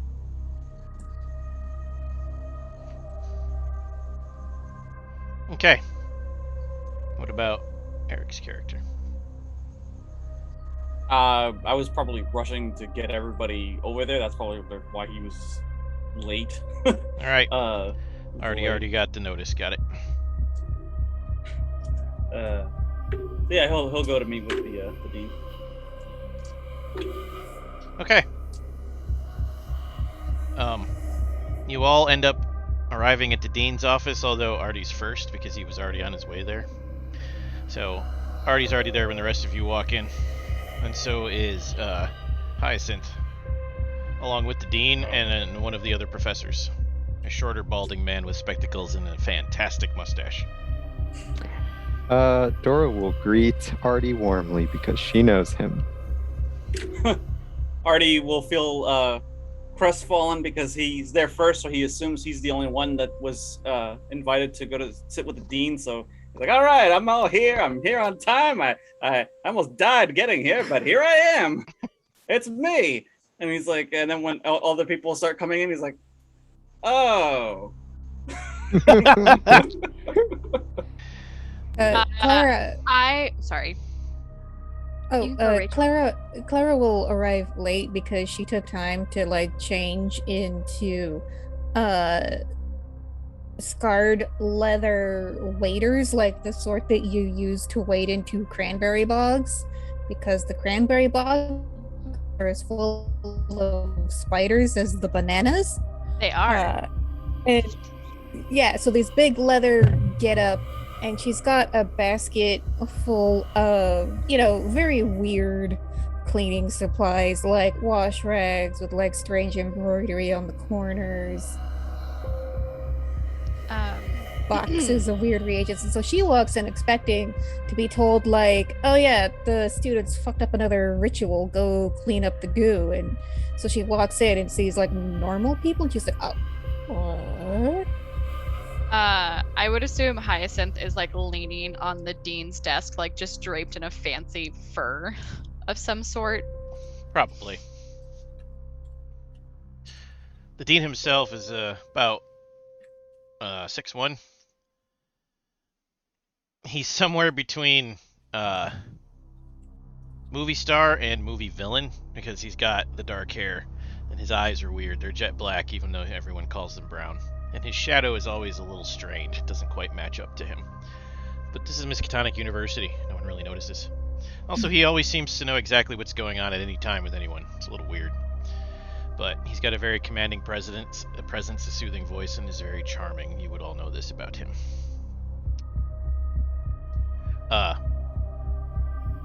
His first name is Elias.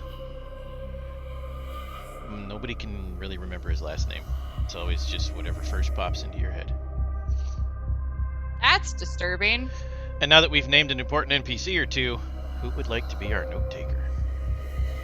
I'm 4 paragraphs in. What? Excellent. I'm like, I vote for Rachel. I don't care what she said. And I love you. Thank you. breaks pool stick, tosses 2 halves on the ground. Who's going to read the recaps, Ambrose or Eric? Oh man. I'll read. I guess it depends. Do I read it in Artie's voice? Any way you Elsa's want. voice, You're just or- really good at recaps, like Ambrose. I was like, ooh, I really enjoy reading recaps, but then I realized Eric's the radio man, and if he did it in a radio show style, Like how Steve did that one badass time. that Yeah. would be. Yes. Sure, I'm cool with reading the recaps. I have no problems with that. All right. Well, if you ever need a break from it, let me know and I'll do it. Legend. Thank you. Excellent. So noted. The dean smiles and nods at all of you, and then gestures towards the other guy that's in the room. And he clears his throat, and he has a commanding voice, but he clearly seems uncomfortable talking to large groups, which is funny because you all recognize him as one of the chief professors at this place. Pretty sure he's the head of engineering. You've heard he may have made some kind of mining tool that's revolutionary, and they're planning an expedition to the Antarctic, but they're about 8 years away from that being a real thing. His name is Paybody. Professor Paybody introduces himself to all of you. He tells you that there is a local artist who is renowned for his very strange artworks and paintings that has recently disappeared, and they would like you to follow up on this disappearance because the circumstances surrounding it are very suspicious.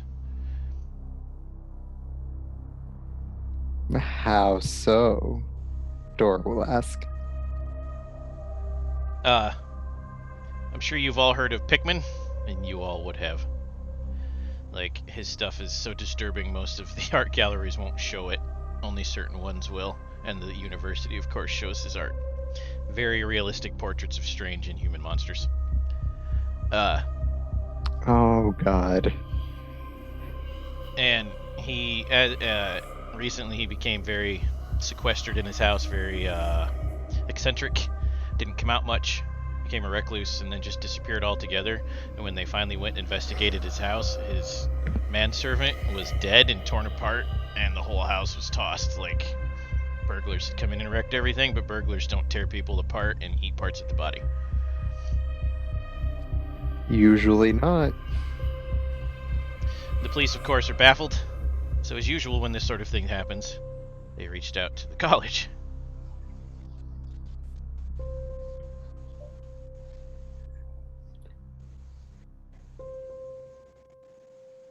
Well, what's the address? He provides it to you.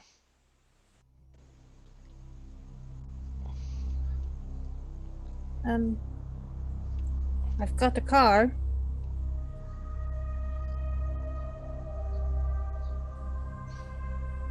He patiently Alright, waits looks to around. see what questions people have besides the one that was already asked.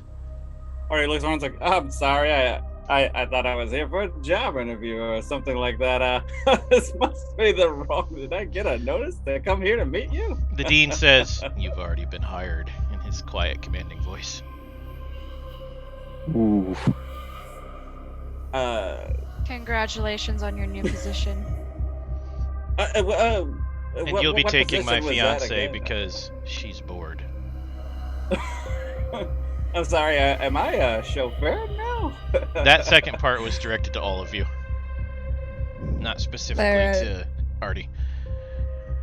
Clara Sorry, will just fiance. roll her eyes. He just looks at you and in reply to that, Dora. Dora will like look around. Is someone here the fiance? Is that Hyacinth? Yes, Oh, okay. the obviously bored rich lady leaning on his desk. Dora is not impressed by this development. Congratulations. You and me both. You all bring a Fucking certain lady turned me in. You all bring a certain skill set to the table, and that is why you will be working as a team. I trust that won't be an issue. His shadow squirms bizarrely. Clara does not want to lie, so she says nothing. He looks at Vernice.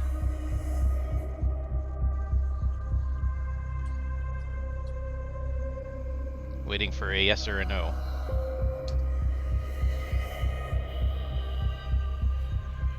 Yes, of course. She looks over at Hyacinth and she kind of looks her up and down. She just says, Hyacinth. You've attended many parties together, I'm sure. Yes, I haven't seen you since the last ball, Bernice. How are you? I'm well. Time has treated you very nicely, I see. You look beautiful. Thank Radiant, you. even. Mm-hmm. Looks at Wayland.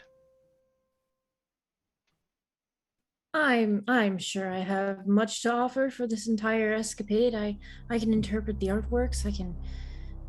I'm sure there's some artifacts that I might be able to use. Yes, in this situation. Certainly. Looks at Mendelova.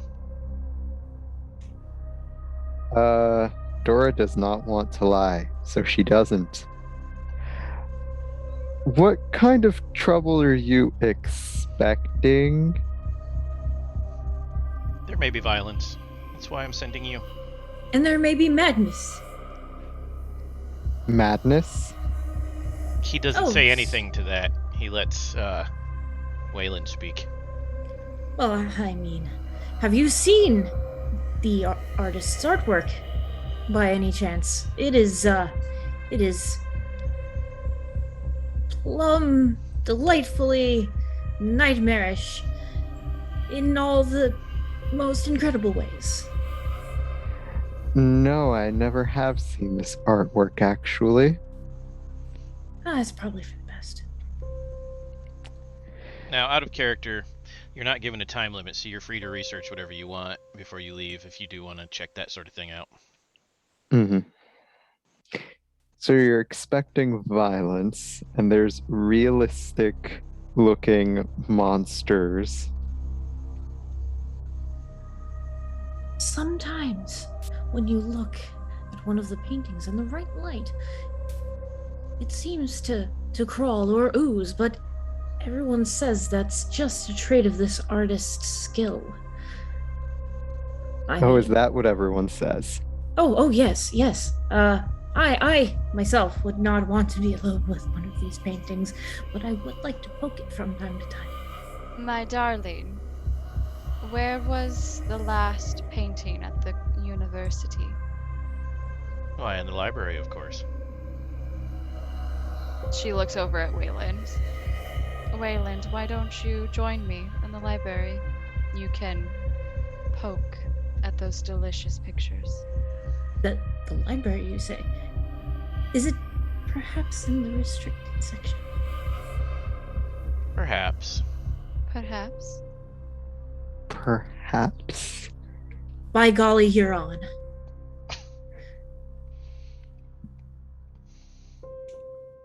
Dora's like looking around, like, does anyone else see the red flags here? Paybody's furiously Artie's- scribbling notes. Yeah, you make contact with Clara and like they do the whole like, is this bullshit? Yeah, this is bullshit. Silent This is exchange. totally like, oh, buddy. Artie's just looking around like, is this for real? And like he sees for a moment he sees Clara and he's like, oh shit. He's like, oh god, gotta look at it. But initially he also notices Hyacinth. However, I'm assuming she's popular enough that he would recognize her, or at least by the name gets dropped in the company of the dean.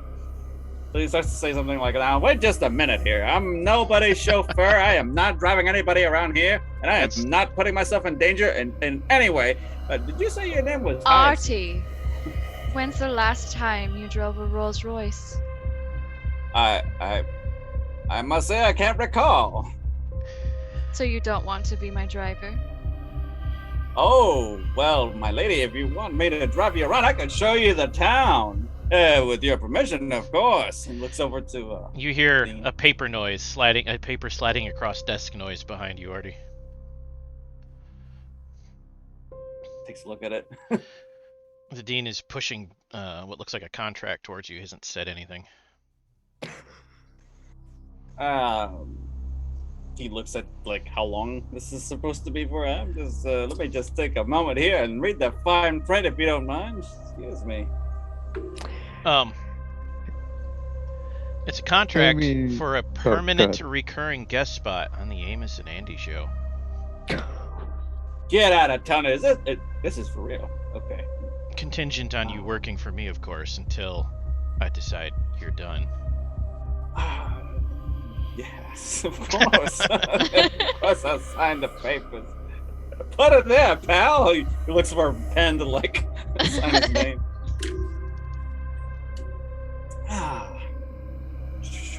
Signs in a hurry, slides it back. My lady, where is this Rolls Royce awaiting us? Your function, of course, is not only to drive, says Paybody. Convincing the staff that has taken over the house in the name of the family to let you in to look around will be challenging. Your particular skill set should help there. And if not, glances at Clara. Others of you can help. He he follows his look and looks back away again. And he's like,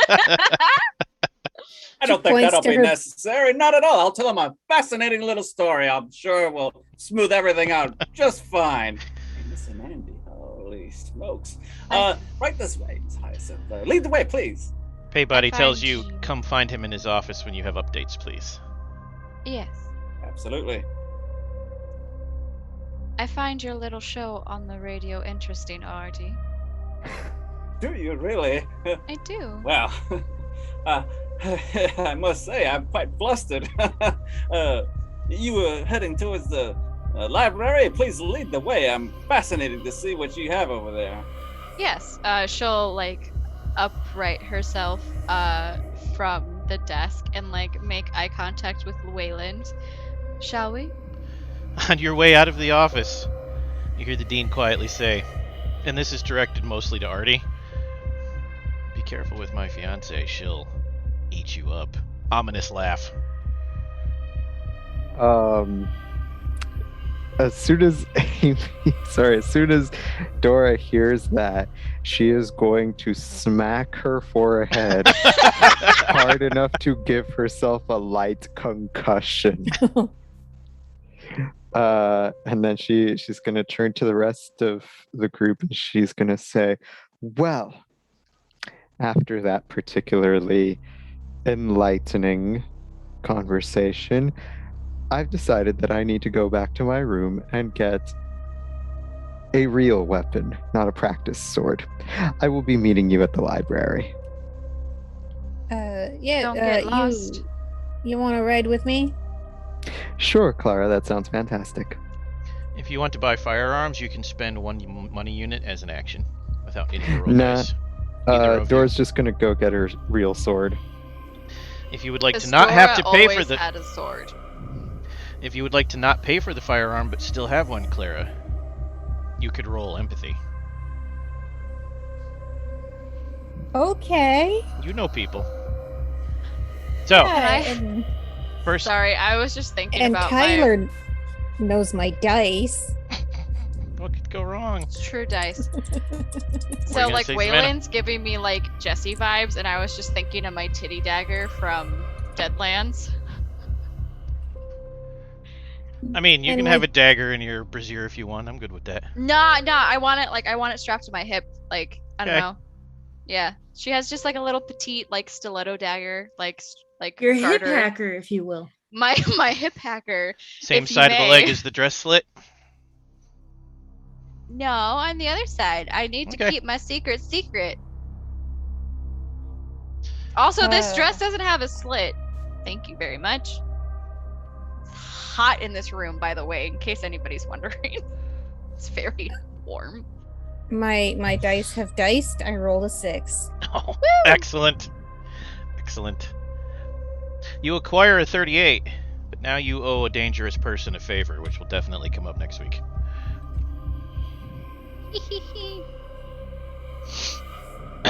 So Dora's just gonna kind of like sit back and just watch Clara do all this nonsense, acquiring a firearm illegally. She's gonna be, so you like hanging out with dangerous people, Clara? This actually takes like 2 hours, most of an afternoon, plus travel time in addition to the 2 hours. And you are aware, because you know Arkham as a city, Dora, that she just acquired an illegal firearm from Whispers, who is a street gangster that has quite the reputation. What? He brands his people, and when they displease him, he cuts the brand off with his razor blade. So you like hanging out with dangerous people, Extremely Miss dangerous. Clara? I mean, not really, but a girl's got to do what a girl's got to do. Ain't that the truth? I mean, it's not going to be fun when that murder comes in. Shit. I have a feeling this whole assignment's not gonna be fun, if you catch my drift. They usually just call me when something explodes and they need someone to sweep up the bits. Do you want me to tell you about the last time I worked for the dean like this? Sure. It was in the library, actually. Maybe Mhm. about 2 months ago. They had me go in there in the dead of night, and all they told me was that there was an intruder. They didn't specify who it was. And then they handed me the blindfold. Told me to blindfold myself and go in there and take care of the intruder. I wasn't allowed to take the blindfold off, and I wasn't allowed to see what it was.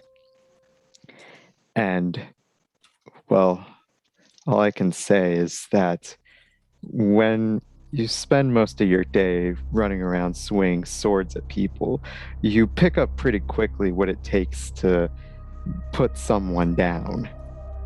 And whoever that burglar was, it took way more than it should have to get them to stay down. Mm.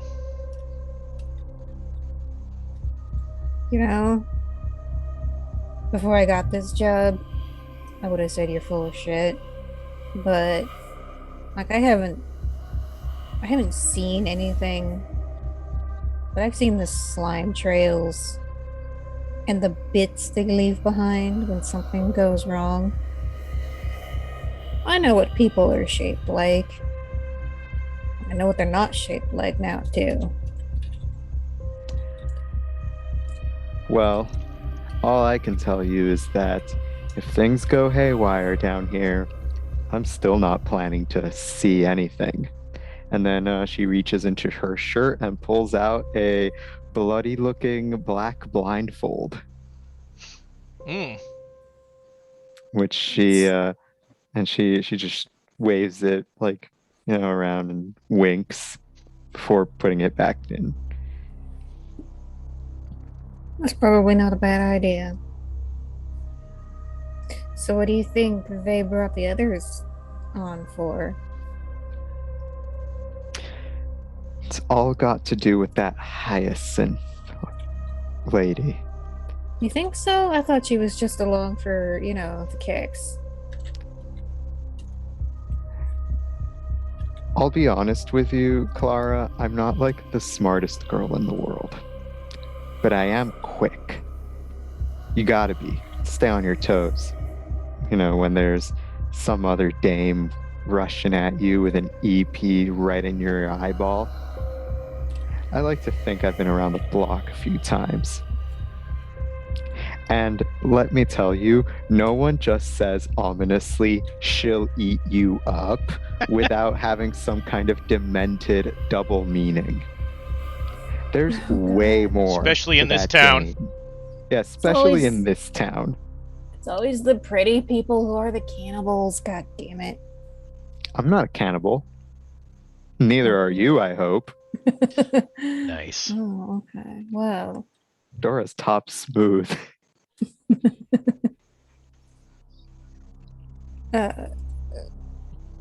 Yeah, Clara just short circuits that. That's fine. We've probably spent way too long on this little interaction. Future note for future sessions, though, that Dora would know of a certain club that you could take her to, where you would be safe from the 20s. Should that become a thing? Gotcha. All right, on to the library.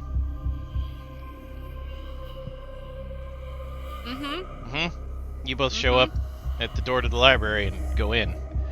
It's the Miskatonic Library. It's massive. It's the largest college library in the region. It's bigger than the Boston Library. Would it be three of us? Wayland and Hyacinth and Artie? I'm assuming the picture is in the restricted section. Your assumption would be so, yes. Yes. Hyacinth moves with purpose to the restricted section. With purpose. She doesn't even hesitate. She just gets to the restricted section and flips the latch and lets herself in. And she goes to where the unusual artifacts and paintings are. Sorry, side message.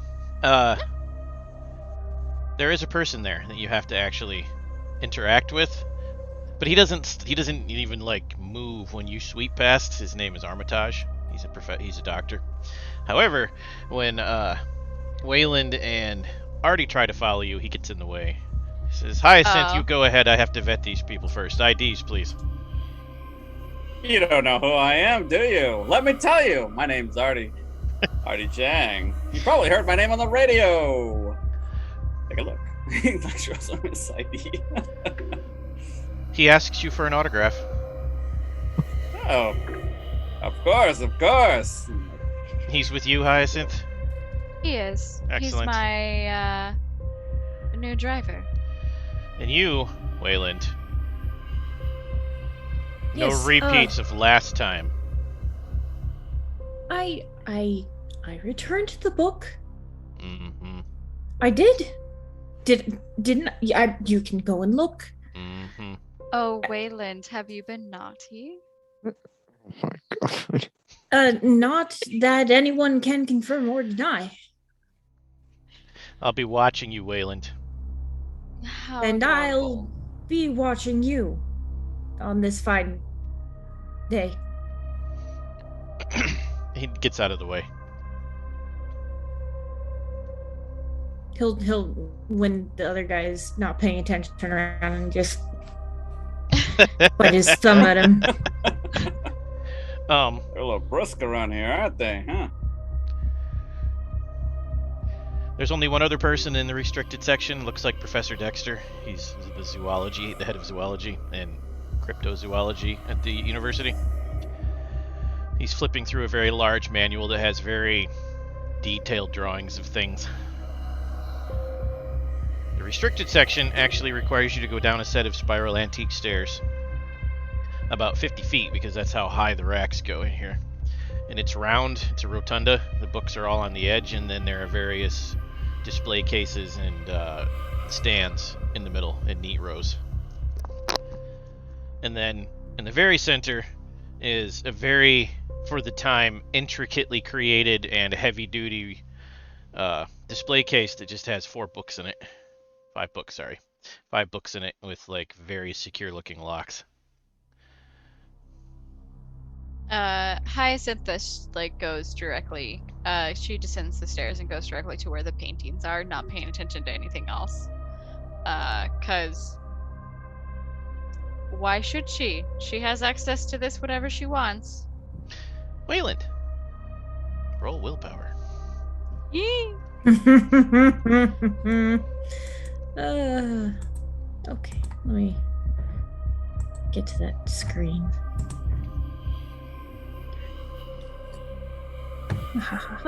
Okay, let's see what happens here. That is a 6 and a 2.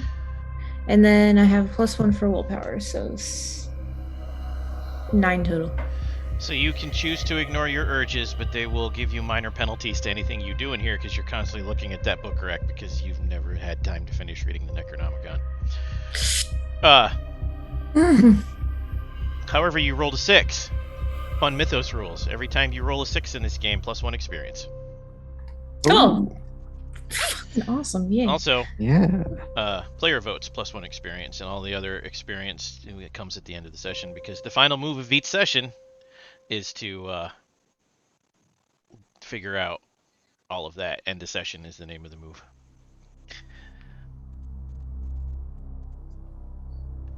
You will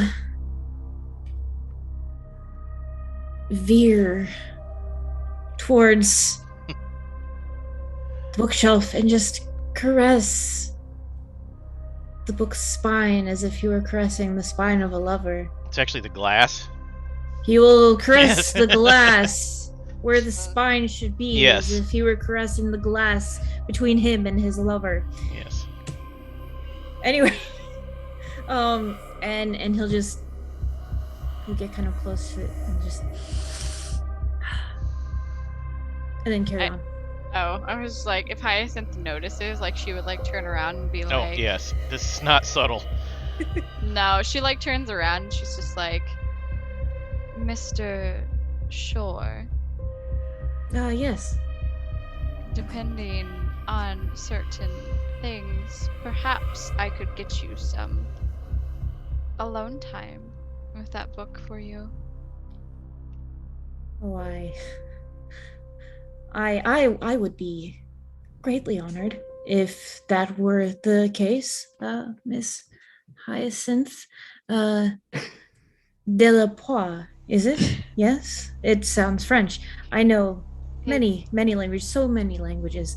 And I could gladly write many poems in many different languages for you, if you would only get me some alone time in the library. It's beautiful. She closes the gap between herself and like grabs chin and leans in, like, examine the painting first. Oh, yes, the painting, yes. Yes, the painting. That's exactly what we're here for. Carry on, I follow you. Yes. Please describe your oddity when you get that close and he can notice. Which one? The visible one. My other one, my striking one is visible. My not striking one is not visible because I wear gloves. Right. The striking one. You have tentacles for fingers? Maybe. Maybe. Yo, that is all. But the striking one is noticeable up close. Her eyes aren't quite normal. They seem to have a certain feature with how educated Mr. Shore is. Might presume that she is good at certain night activities. I'm gonna see if Ambrose can piece that together in his head.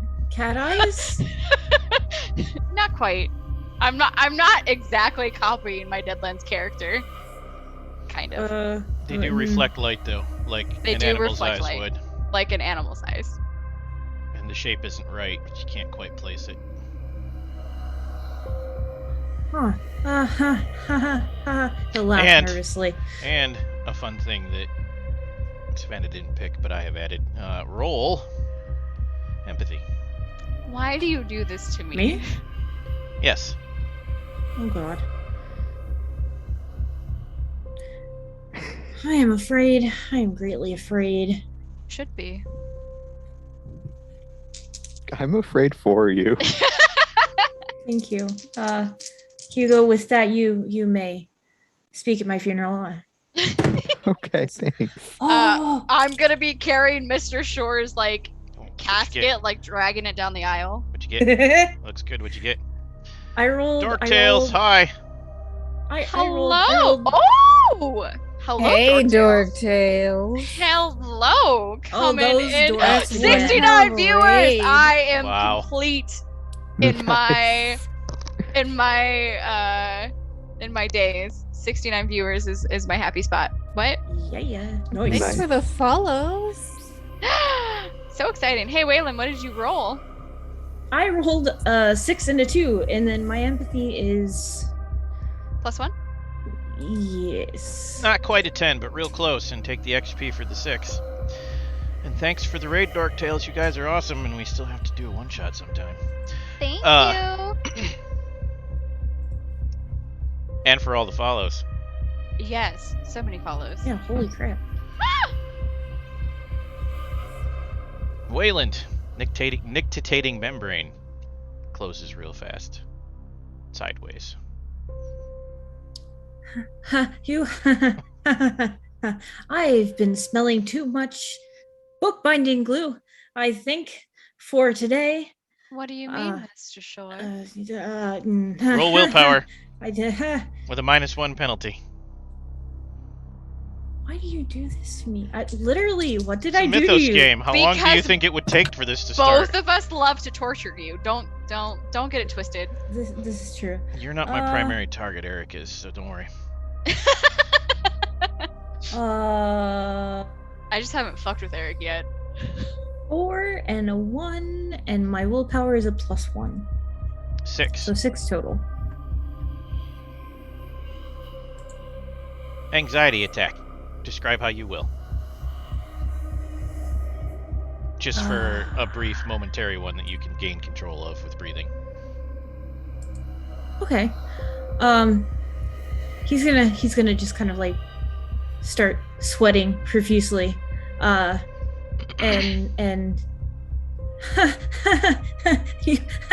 you, your eyes are kind of, I can't breathe. You can't. I'm like, can I just get going? Can you just I gotta. Okay. Okay, you. I think it's quite rude to say that I enjoy you like this. I think That doesn't I'm, help. Slightly lightheaded. My apologies. I think I'm perhaps seeing things, and I'm seeing. She I'm seeing there's leans in pink close white light and whispers and- in your ear, "Are you seeing things?" That doesn't help either. Yes.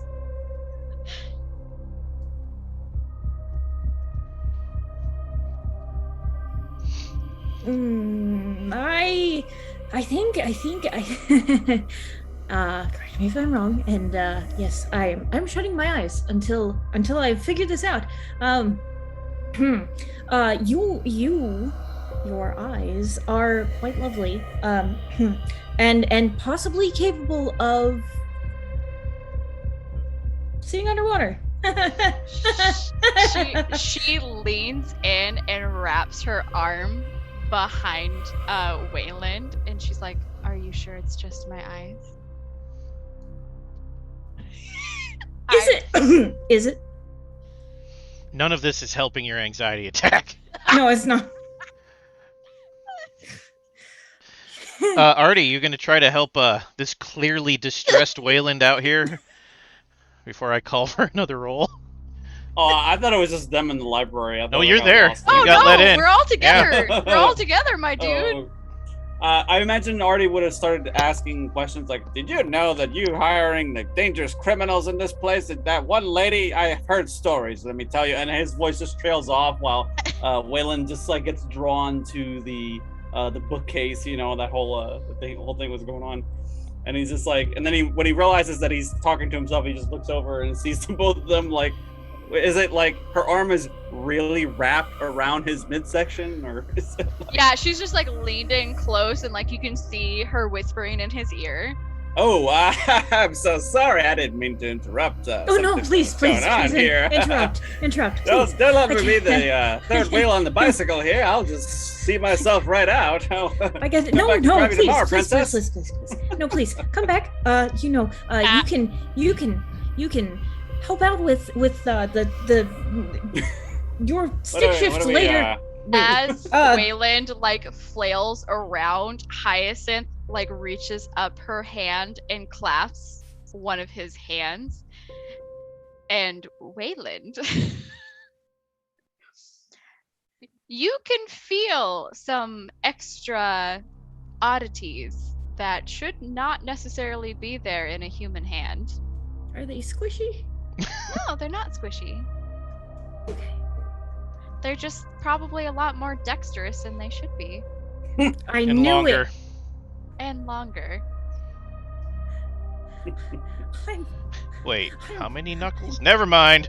I'm reminded of the old the children's story of Red Riding Hood and my what big eyes you have, but you don't have big eyes. You have What about big teeth, Mr. Artie. Short? At this point, Artie, you're looking around desperately for something and you see the painting. Oh, this is what you brought us here for, huh? Willpower roll This minus looks, 2. Boy. cool. For who? Just Artie. Minus Oh. 2? So that puts Have me fun with at that. minus 1. Dang, okay.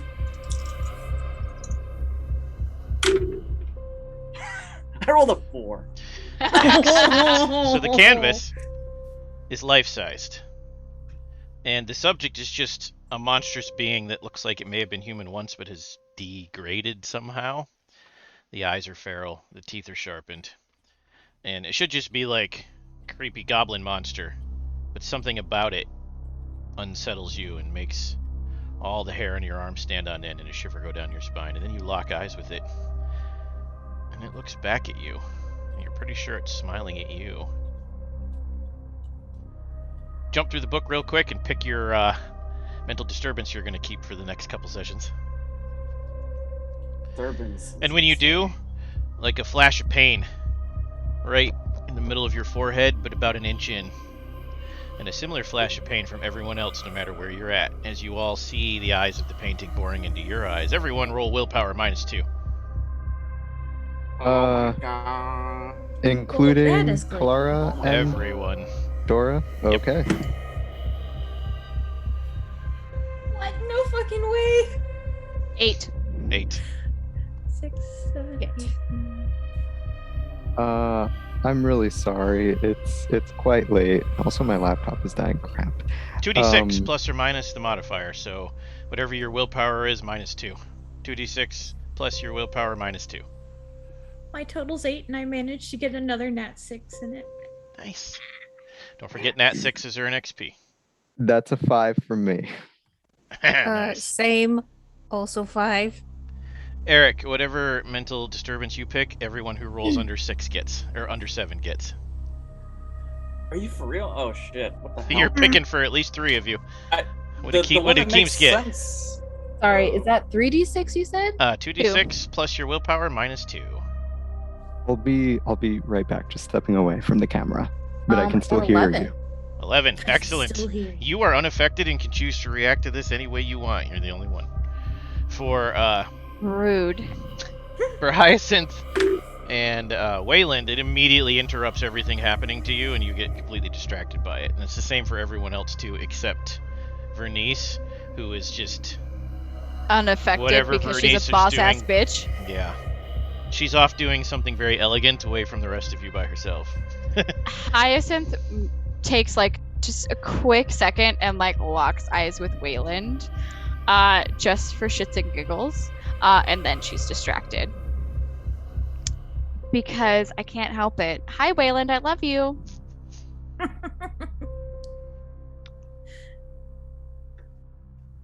I feel like the only I one that did. makes sense is delusions of grandeur. Okay. Minor Oh, God. version. Listed off. Hugo can still hear you, even though he stepped away. Okay. Delusions of grandeur disorder. So I very much can hear you. Hello. You want me to read it out loud? Yeah, for Rachel and Oh. Hugo. You deal with the horror and guilt of your life by creating a new life for yourself, taking on a role you believe is more important to society. Perhaps you think you're a doctor, or the president, or a movie star. Oh, that's glorious. While you're having an episode, you lose access to all of your profession moves. Oh, God. Minor, your That's fun. delusion isn't too far-fetched and you don't fall into it too often. If you're actually a police officer, your delusion could be that you're a judge. If you're a priest, maybe you think you're a bishop. When you're having an episode and encounter people who don't know the truth of your situation, you can use your delusion as leverage to convince NPCs to believe that you really are what you think you are. Moderate, your delusional states hit you when you're feeling inadequate or threatened.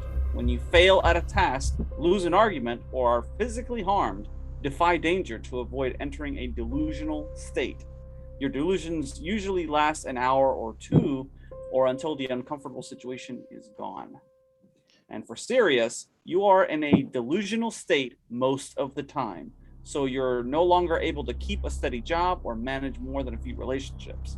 You occasionally have to defy danger to avoid things like piloting an airplane because you think you're a pilot, or removing someone's spleen because you think you're the best surgeon in the world.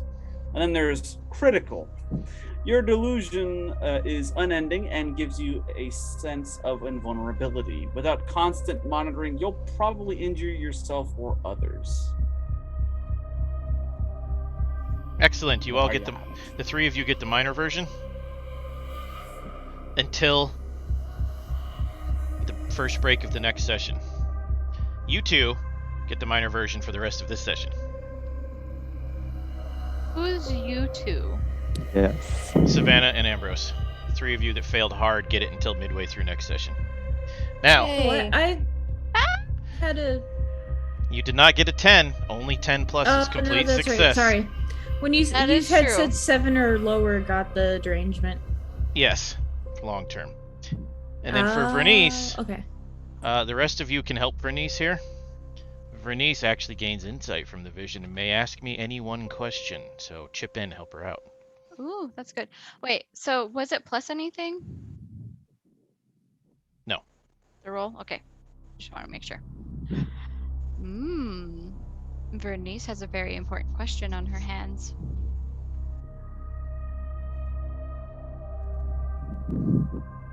What should I ask? That is a very good question. The whole group can present ideas, and then it's up to Akima to pick the one she wants to ask. Just use that as the question. It can, something related to what's happening. It doesn't matter what the question is. Like related to the painting. Or what happened in the house to the artist. It has to I be mean, specific, though. It can't be broad. You can't say what happened to Randall Carter. one interesting question might be not necessarily related to that, but why did this affect all of us? Yes. A question I might ask in your situation would also be just like, we know that the butler or servant was like eaten. We could potentially ask what ate the butler, and Yeah. maybe that could give us some insight onto what happened to the artist. Yeah, or like, was it a mundane critter? Because right now, in character, Clara assumes that the eating was like random wildlife being like, hey, free meal. But you know, there's lots of eldritch horrors that will eat a person. Mm-hmm. Maybe what creature ate the butler? Does it have to be a yes or no, or No. Nope, just has to be specific. Vernice is going to ask what ate the butler.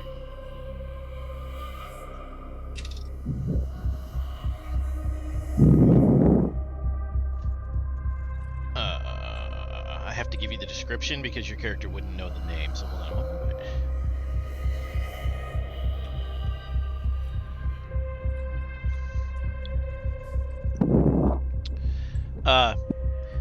It has a vaguely human face, no nose, no ears. The legs are reminiscent of a kangaroo. It seems to be swift, strong, and agile. Kind of hops, but can also run. Despises sunlight. Pack creature. This one's some kind of leader. That's what you see. If I were to share this information with maybe Clara Wayland, would they know what it is? So back with Clara and Dora, this hits Clara. She's like, oh. All right, Dora. We are the only two people who can solve this problem, so let's get to it.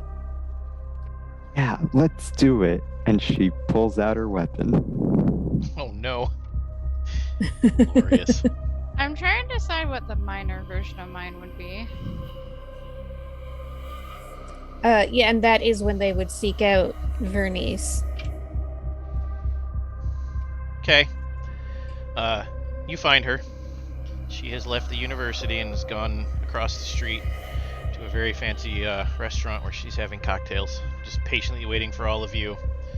When you walk in, she's kind of looking around, sighing, rolling her eyes, checking a clock. All you people just screwing around, not getting the job done. So Clara has a moment where she walks up to where Vernice is, looks at how nice the place is. Oh shit, I shouldn't go in there. People like me aren't welcome in fancy establishments, but then she shakes that off. Thanks to Artie. I'm like, no. They can cope. And so squares her shoulders and very deliberately and slowly opens the door. And then sits next to Vernice like she totally belongs here, even though she still has not taken off her scarred leather waders. Vernice says you walk with the confidence of an aristocrat. Very impressive. How else should I walk? Honestly, for those who are smart, that's the only way you should walk. Oh, True thank you facts. for noticing. It's really good to be appreciated. So look, we're the only people who can solve this problem. So, Ooh, I love mysteries. In fact, did you? While I was sitting here having just a few drinks, I had the strangest vision come over me. And she's going to share what she saw in her mind's eye. Do you know what this is that may have killed the butler? Is there any sort of roll we can make for that? There is, but it's penalized, otherwise known as status conditions. We'll get more into that next week, based on what you are and what you do, or bonuses. The two of you, it's intelligence -3, because it's only random chance you'd have run across this in the university. You never know. You could roll a 12. Oh, for broke. That's right. Do it. All right, intelligence -3, you said? Intelligence plus your normal modifier -3. All right, so that would So I essentially rolled be a 6. -2. It was not a natural 6. It was only a 6 total. Okay. So, ice dots tell me 7, so that's a total of 5. Nope, no idea. However, you're both convinced you do because of your derangement. So make up whatever the heck you want. It was the same thing from the library I was telling you about. Oh, yeah, that's the Australian speed jackal. You can have +1 XP for that. Thank you. Yeah, like they're pretty buff. It's strange to see one in North America, although you know, I've seen what happens when the stuffed ones explode. They're not that difficult to clean up, but you know, whoever, I mean, someone went to a lot of expense and effort to import one to New England, is all I'm saying. Now, why would they have an Australian speed jackal do this to the butler specifically? I feel like there's a lot more simple means to do so. I mean, I'm told that their bile ducts produce something almost like the elixir of life, which is why they're in such high demand. It's possible one just got out. I mean, maybe they have one. Maybe this is like their pet that went feral. There's a lot to consider here. At the very least, someone will probably get sued, if not worse. All right. We'll All do right. it. So I recommend leather gear for everyone. They can't bite through that. Good. And on that note, we're going to make the end of session move and pick this up next week. So, when ending a session, several things happen. Increase the level of symptoms for any disease that has not reached its maximum. So that'll be fun. If at least a week has passed in-game since your last payday, get paid by checking off all money boxes with value equal to or less than your wealth. Earn 1 experience if you let your passion drive at least one major decision or action. So stop there and you can tell me if you think you did or not. Starting with Eric. Oh yeah, he took the show must go on as his passion, and he saw an Amos and Andy contract and said, "Yep, sign me up, whatever you want me to do." So yeah, he always leads with that.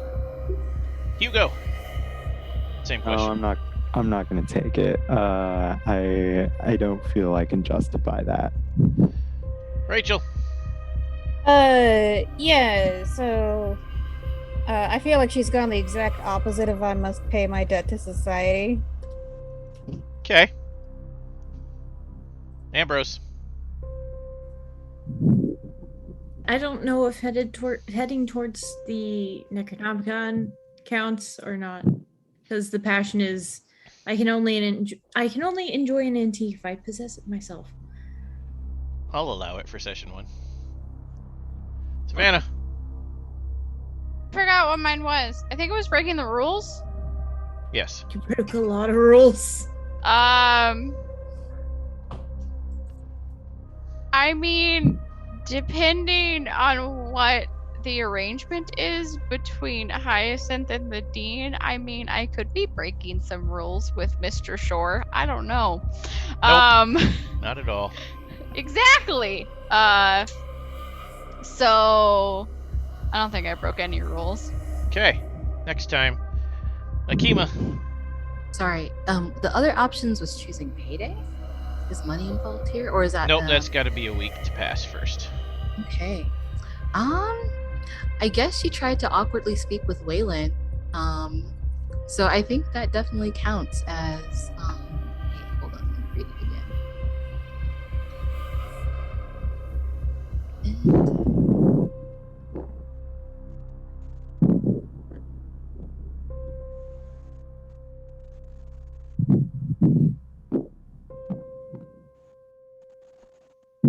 Yeah, success is all about finding the right match, and she definitely tried to take a step towards that.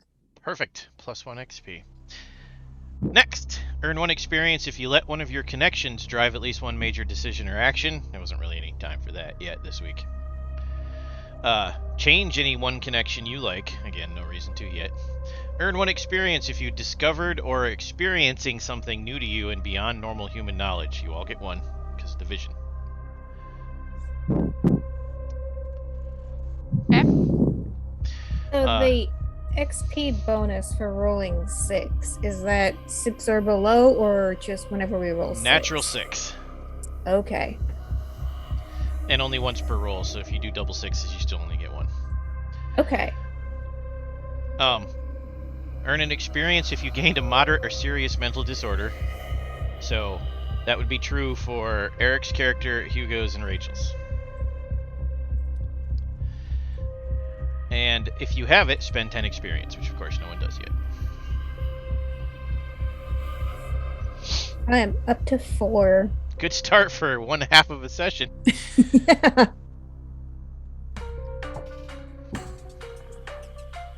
Clara be doing some stuff.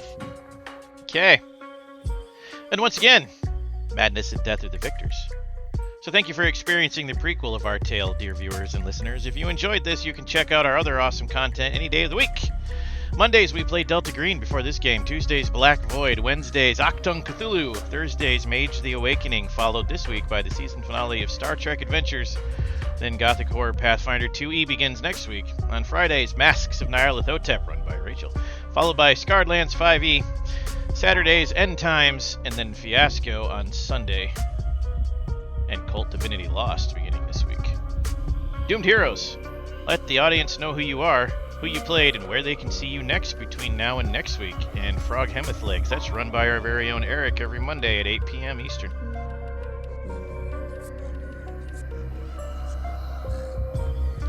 That threw me off. Ambrose. I know. That threw me off when you're like, Frog Hemeth Legs. I'm like, what? What? Which is a great username, by the way. You can find me. Apparently being fondled by tentacles. I did not fondle you with tentacles. Okay, but you didn't not do that. That is true. I did not do it. You can let your imagination take you wherever you need to go to finish. Oh god. What am I doing again? I'm sorry. I got a little flustered. Your outro, Ambrose. Oh yeah, hey everybody, I am Ambrose. As always, my pronouns are he or they. You can find me all over the internet as Am Changeling, because it me, Am Changeling. And you can find me on Etsy at Meat & Co. Designs, where I make awesome stickers, and this is gonna be one. Yeah, large Marge's Donut Barn. A lot of the stickers are part of Vorpal Tales jokes that you can find on our various streams. So that's why they don't make sense if you haven't watched them, but they're entertaining anyway. Eric. Yes, I'm Eric. I played Artie. You can find me online at Modern Recluse, and I'll be here tomorrow for Black Void. It's me. Hi, I'm Savannah. You can find me online at Miss Emo Fox. Tonight I played Hyacinth de la Poix. Maybe next week I will figure out how to integrate a French accent to all of this nonsense.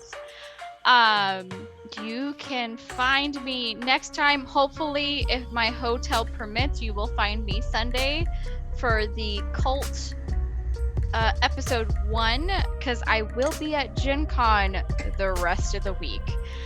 So I am flying to Indianapolis from California because I want to. Yeah, basically.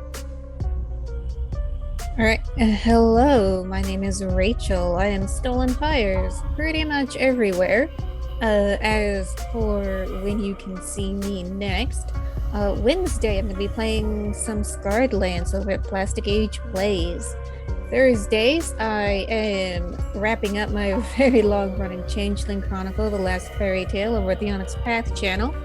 And Friday I will be back here running Masks of Nyarlathotep. And you can also see me on Sunday as a player for Cult Divinity Lost. I will also be back here on Thursday for Defiance. Should be fun. Let's explore the Midwest Exclusion Zone. Yeah, and I occasionally stream Dragon Age. I haven't for a while, but come follow me on Twitter so you can find out when I do. Hi, I'm Keems. You can find me on the interwebs at It's Me Keems. Tonight I played Bernice Funches, the Entitled. You can find me again here on Friday playing Scarred Lands. See you then. And I am Sevatar. You can find me anywhere online at Sevatar ____. You can next find me here on Saturday playing something that I forgot. That's not true. I'm playing End Times. It is 2-shot. It's a lot of fun. And you can see the epic conclusion this weekend. Excellent. And now, for the Ride or Die viewers, it's vote time. Viewers, you can vote for any one player each session, which gives them a +1 to any roll. Stacks up to +3. Players, your votes for each other are worth 1 XP each. Begin in the normal order. Someday I'm gonna figure out what I did to you to make me go first. Your name starts with an A. Why did I pick that name? Fuck. Because I told you it was awesome. Anyway, not a lie, but I girl. know you asked more than me. But I'm gonna say I did vote for Ambrose. Wait, what? Huh? I'm confused. You asked me, like, hey, what out of these list of names do you like? And I'm just like, Ambrose, because fucking Sabrina. Anyway, it's not about me. Hi, Ambrose. I love you. I'm fucking dying. Okay. Hey, God. Yes. Yes. What? I prefer Rang. goddess though, but I'm God can work too. I am surrounded by witty people and I don't like it. God. I learned it by watching you. Quit distracting me. I've got to vote for somebody. Gosh. It's really difficult because I really enjoyed the RP between myself and Savannah as Hyacinth. But this is the first time I've played with Hugo, and I have heard great things about Hugo, and I'm like, this guy. Just wait till he waxes poetic. Yes. Wait for the fucking monologues. Oh God. Great. So I will pay you this point, Hugo, in expectation that you will do one of these monologues. But I do have to throw a shout out to everyone else for different reasons. Akima for the opening. Oh yes, I get other people to lift my weights, and Savannah for that amazing library scene, and then Rachel for the jackalope. What? What? That killed me. So yes, Hugo, take my point. Go on. Thank you. I will make sure to write a monologue just for you.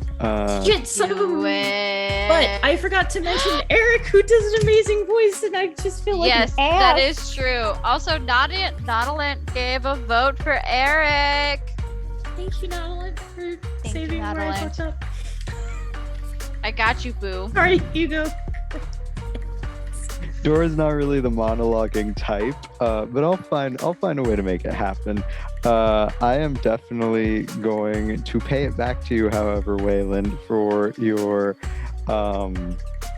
the anxiety attack RP. I felt that was really, really well done, really respectfully done, and it felt very, very, very true to life. And I appreciated that. I know it can be a little I've hard. practiced. Oof, oof, big Oof. oof. That's a big oof. Well, I'm just gonna leave it at that. It can get a little too easy to be silly in these kind of systems, especially when we're all having a good time. So I felt your RP of the anxiety attack was very refreshing. That's the last thing I'd use to describe an anxiety attack, but thank you. It's true. I calls them like I sees them. You calls him like you see some. Eric. Yeah, I also will have to give my vote to Ambrose because the scene in the gym and in the library was great. Hands down. Fair. Utterly fair. And the exact same thing for me. Because Ambrose, I love you, and your RP this session was phenomenal, and playing off of you is always a pleasure. All right. I am going to give mine to Akima because we didn't really get to interact that much, but I really enjoyed watching the elegance that you bring to this character.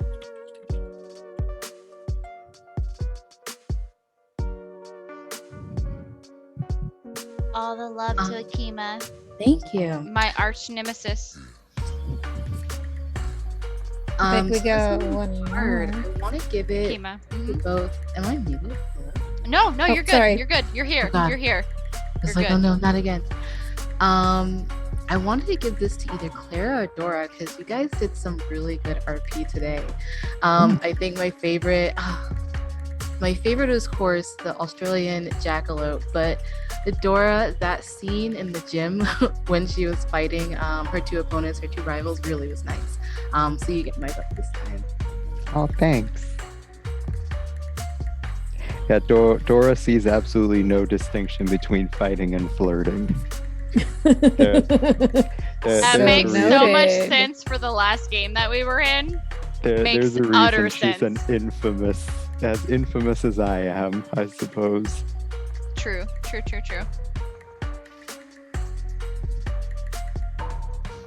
Okay, is that everybody? I think that's everyone. I Excellent. think that is everyone. Excellent being excellent to each other as normal. And on that note, we will bid you a good night and see you next Monday.